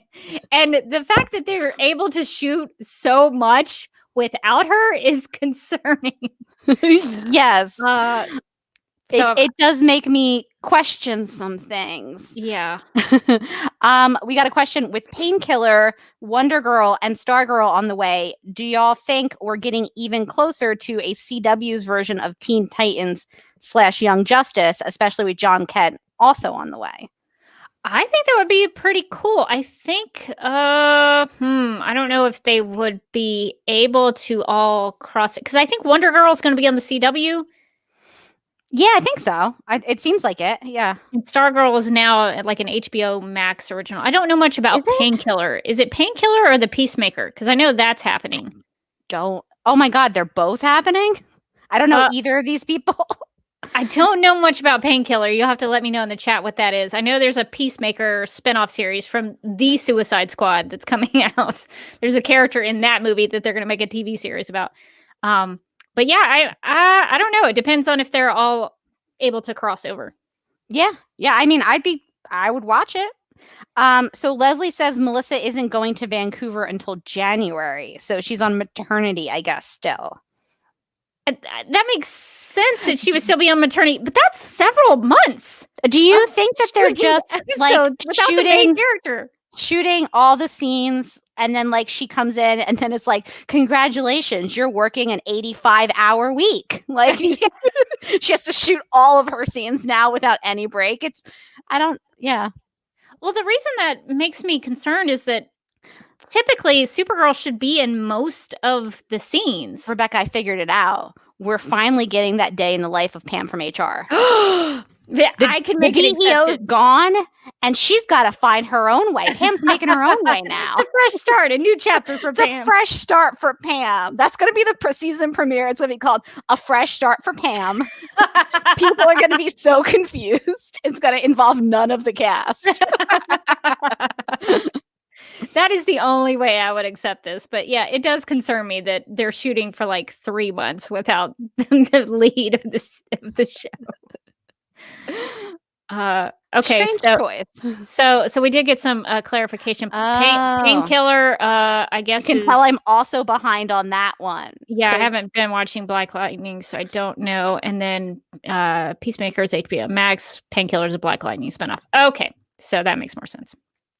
Yeah, because Black Lightning is going to be ending this season as well. I don't know if we talked about this earlier, but I wonder if this like Supergirl ending now and Black Lightning ending, but they're still making 500 more superhero shows is like a shot at corporate synergy so that they can then put everything on HBO Max. Because I think that the current superhero CW shows are under a deal with Netflix. They are. And that, as far as I understand, because I used to work in the world of electronic sales through. Because I feel like it's like the same thing that happened with the Marvel shows and Netflix, where once Disney Plus came around, they were like, oh, never mind.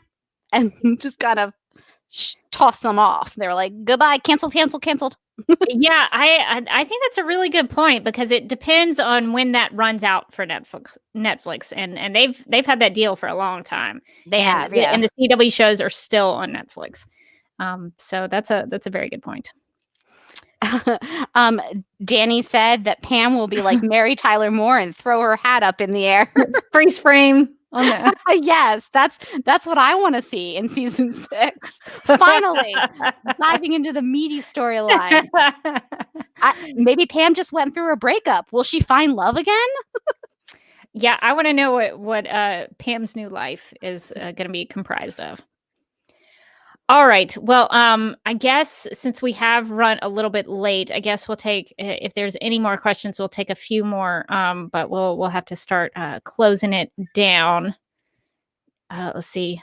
Okay, yeah, that's a good one. So Kenny asks, would you be open to Superman dropping by and having a cameo in the final episode of the series Supergirl? I would have no problem with a cameo. I think that would be fitting to bring some of the old characters back. Yeah, I think that would I think that'd be fine, just as long as he's like, not there for a huge amount of time, because then it would kind of feel like, okay, we know you have your own show. Go fly off to that one. This is Supergirl. But I mean, he's popped by the show from time to time before. I don't feel like he's usually a huge distraction. So. And he's a big part of Kara's character and what she's gone through. So I think it would be fitting for him to show up. I'm just still a little bit bitter, and I don't know if we talked about this on the podcast, but Superman and Lois has Leslie Lar on there, and I'm so mad about it. Did we talk about this? How dare they? How dare they? What are they going to have next? Bottle City of Candor? Director Bones? If they have Director Bones, Rebecca, we riot. We go down to Vancouver and we riot. We show up at their door. We're like, excuse me, our feelings. What's next? Snapper Car's gonna snap. They're gonna take everything that we wanted on Supergirl and just throw it on that one. So I guess we'll have to watch Superman and Lois for what they do with a Leslie Lar character. Because she's a big Supergirl character. She's one of the biggest villains for Supergirl in the Silver Age. She actually, the great thing about Leslie Lar is that she has she goes across multiple issues, which is very rare in the Silver Age. And she causes so many shenanigans. She's a lot of fun. Let's see. I guess we'll take one more question, then we'll have to call it a night. Let's see. Yeah, there was a lot of news. Donna asked about John Diggle in National City. There was a lot of news today, actually, about David Ramsey coming back to direct some episodes in the Arrowverse, and I think he's going to recur as John Diggle, maybe on Superman and Lois. So, and maybe a couple of other shows. I don't know if the Legends of Tomorrow was included in that as well. So he may he may pop up. Anyone's welcome places. on Legends. They're like pretty loosey-goosey with who they let on that Wave Rider. So, yeah. Paula talks about Kara going off on Clark for abandoning her as a kid. I think that time has passed, unfortunately. They really should have explored it more than they did. They kind of just touched on it with Alex, and then they hand waved it, and it wasn't a thing anymore. But that would be something to see. I would love to see that. And then Rachel says Lucy Lane back in season 6. Just bring all those season 1 characters back. Could you imagine if just like all of a sudden the door opens, it's Maxwell Lord? Bro, where you been? What is post-crisis Max Lord up to? What if like post-crisis Maxwell Lord is like kind of like a spiritual guru, but also a cult leader, like Wild Country-esque? Would he and Tico, would they be hanging out together? I think so. Yeah, that's how they got to know each other. Just all the cult leaders on the show. P.S. If you're interested, I recently found out that there was a Heaven's Gate documentary on HBO Max, and I was like, Morgan, did you know this existed? I did not, and I was like, oh, I will be watching this. It's got two things very near and dear to my heart: cults and aliens. I'm in. So unfortunately, it was a terrible tragedy what happened to those people. Of course, no, we shouldn't laugh about that. No, we're not laughing about that. But we're laughing about how much it's weird that we love cults. Just fascinating. It's fascinating stuff. Like I always just want to know more because it's always so crazy. Yeah, it's wild stuff. All right, one more question, seriously, and then we're gonna wrap this live stream up. So Leslie says that I think that she is the question: do we want or does she want Maggie Sawyer to come back? Do we want Maggie Sawyer to come back or have Alex continue to be with Kelly in season 6?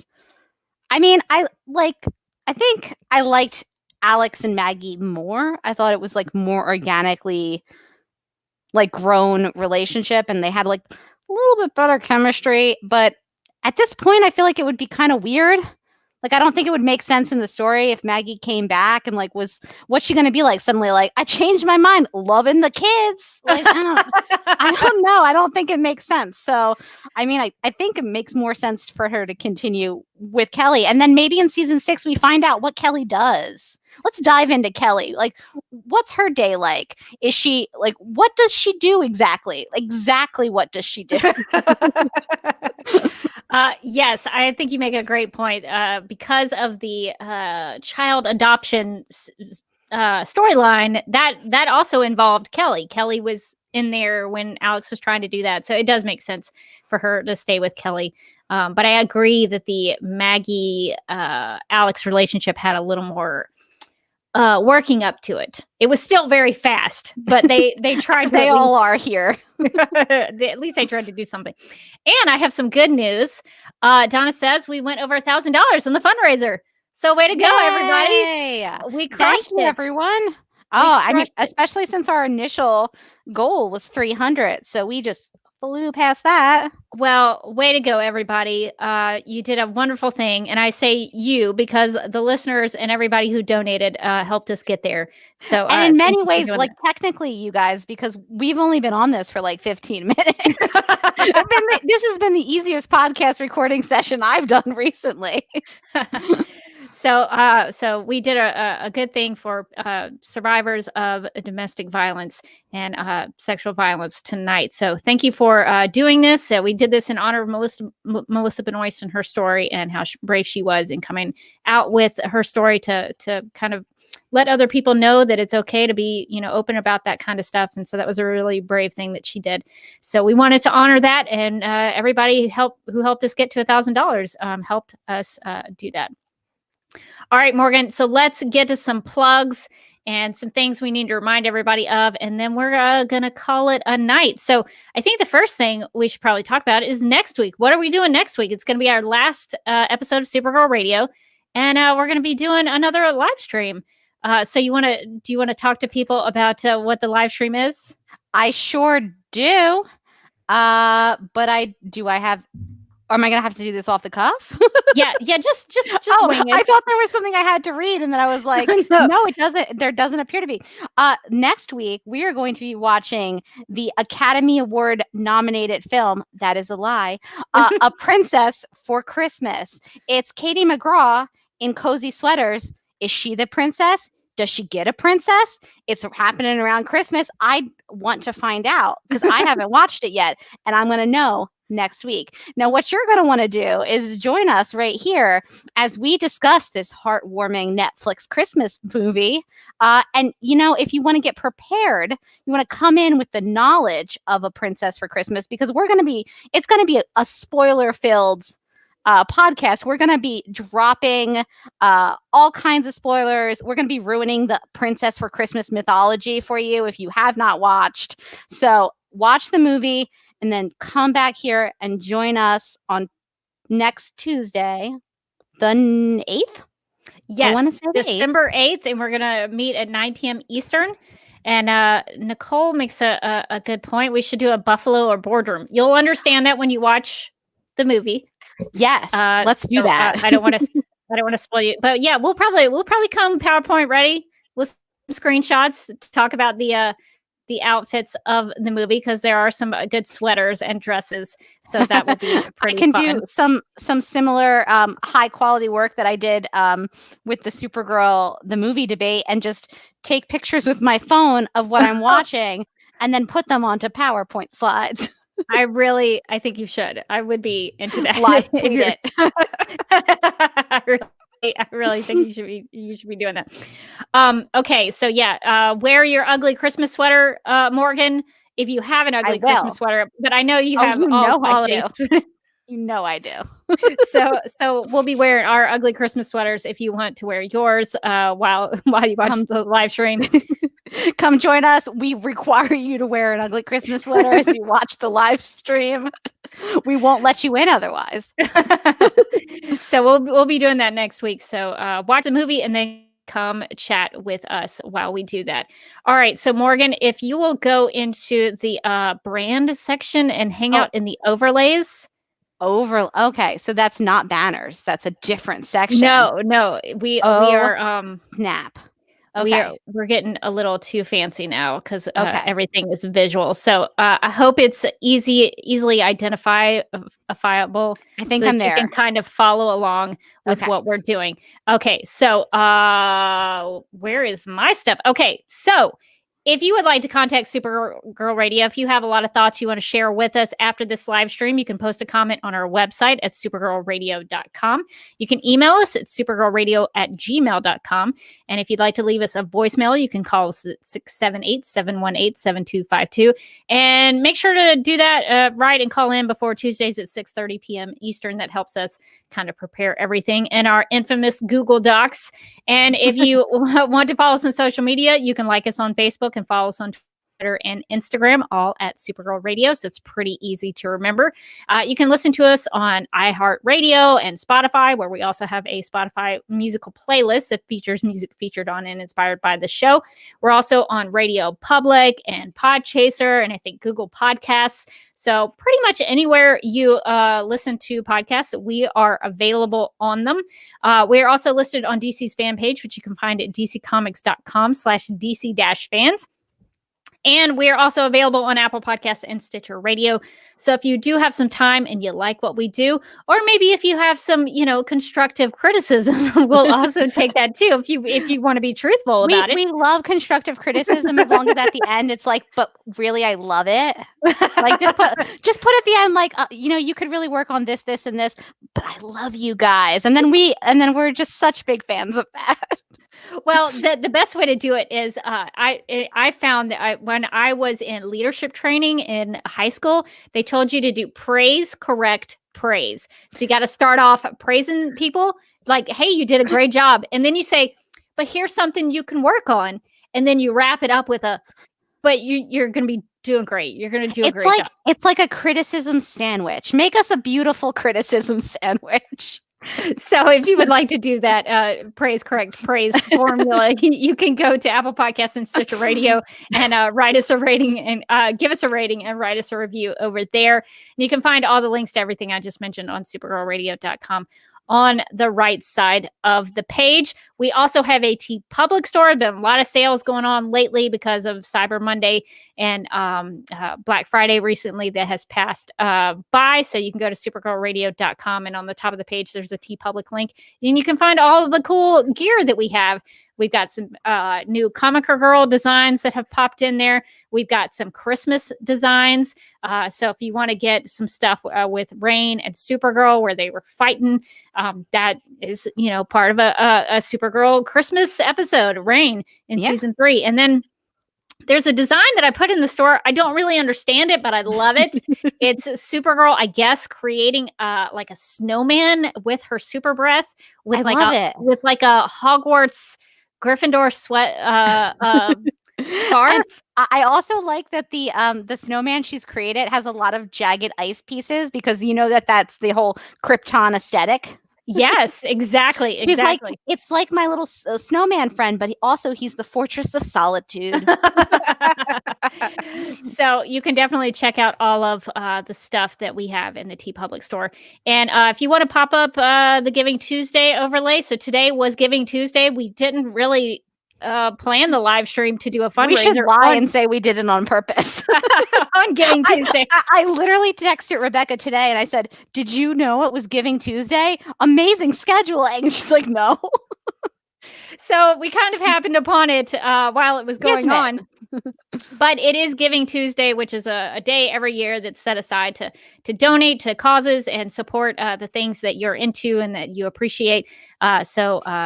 Just wanted to mention that. So thanks to everybody who helped raise some money for a great cause on Giving Tuesday. All right. So now that we've got all of that stuff done, we've got to get to our DC TV plugs because there's so many shows we're already out of date, but we've got some shows and some podcasts that you can listen to, and we'll let Amy explain those to you. Supergirl Radio is part of the DCTV Podcast Network, so if you're interested in The Flash, Black Lightning, Legends of Tomorrow, Batwoman, Titans, Stargirl, Green Lantern, Strange Adventures, and the upcoming Superman and Lois series, or DCTV After Dark, make sure to follow DCTV Podcasts on social media and subscribe to the podcast mega feed if you want all those podcasts in one place. So thank you to Amy from the Legends of Tomorrow podcast for recording those plugs for us. What a legend. She's so good. So thank you for doing that. If you want to follow me, you can follow me on Instagram. I am actually, it just says I wanted to make sure I didn't put just Derby Kid like my old Twitter. It's the Derby Kid if you want to follow me to see any of the pictures that I take sometimes. So that's probably the best place to follow me. I also occasionally will put up a video on YouTube. It's just youtube.com/duckmilkprod. I probably should have made a lower third for that. I didn't. But just Duck Milk NPROD. It's pretty easy. One. So I'm trying to do more videos there. So if you want to go check that out, please subscribe. Nice. And you can follow me on Twitter and Instagram. Oh, nice. Fantastic. Oh, I didn't realize I had a lower third. I feel so official now. You can go follow me there. I'm also a co-host of DCTV After Dark and the Legends of Tomorrow podcast, where we're trying to figure out what we're going to do for our last couple episodes of the season. I think finally our Sopranos episode is coming out. I've been hyping it for so long that it can't live up to any expectations whatsoever. So I'm going to continue to hype it. It will be life-changing.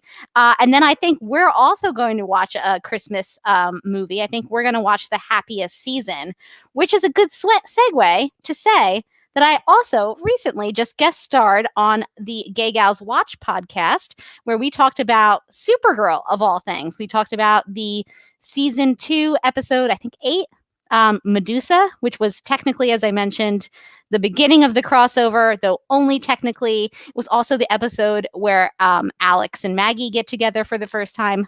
Lots of good stuff in there. And we also kind of talk about Happiest Season at the end, where we talk about what else we've been watching. So if you want a lot of Happiest Season content, it's coming your way.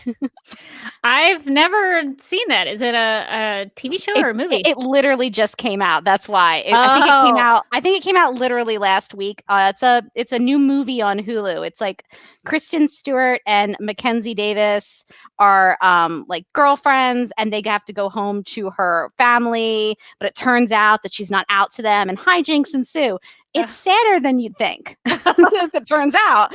We got done with the movie. Mike turned to me and said, "I thought you said this was supposed to be a happy movie." That was pretty sad. Ironic movie title.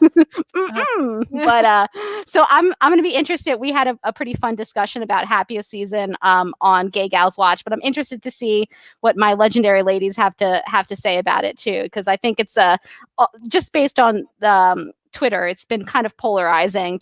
Some people don't like certain characters in the movie. Some people do. So it's interesting. It was a fun watch. I enjoyed it, but controversial. Controversial, right. Yes. Well, we probably should start an annual tradition of watching Christmas movies by cast members of Supergirl, because Katie McGrath is in another Christmas movie where she plays the villain with Angela Lansbury and Dick Van Dyke.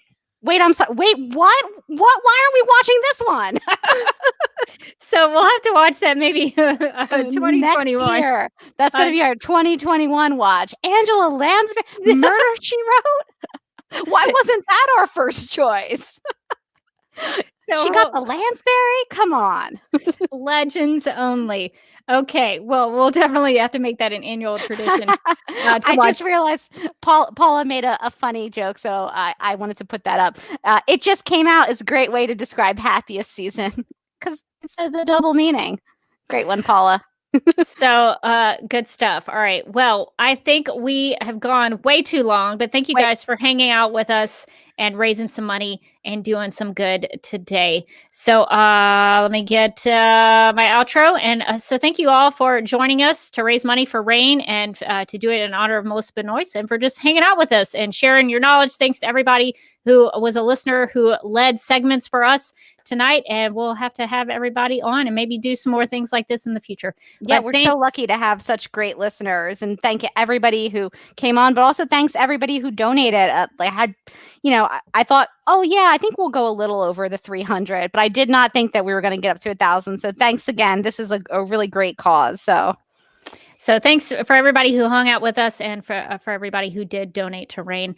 And we're going to wrap it up and say goodnight. And we'll see everybody in next week's live stream where we watch that Katie McGrath Christmas movie. So we'll see everybody next week.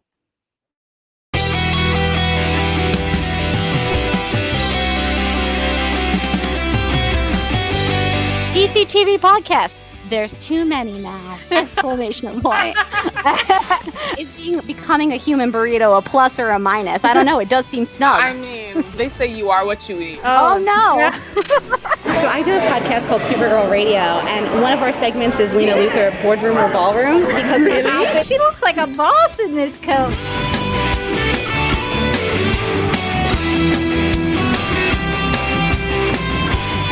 Is Nasty Luthor like a different Luthor? It's not just Lena being mean? No. Oh, Helen Slater here. It's so fun to know that you're hosting a podcast called Supergirl Radio. Yeah!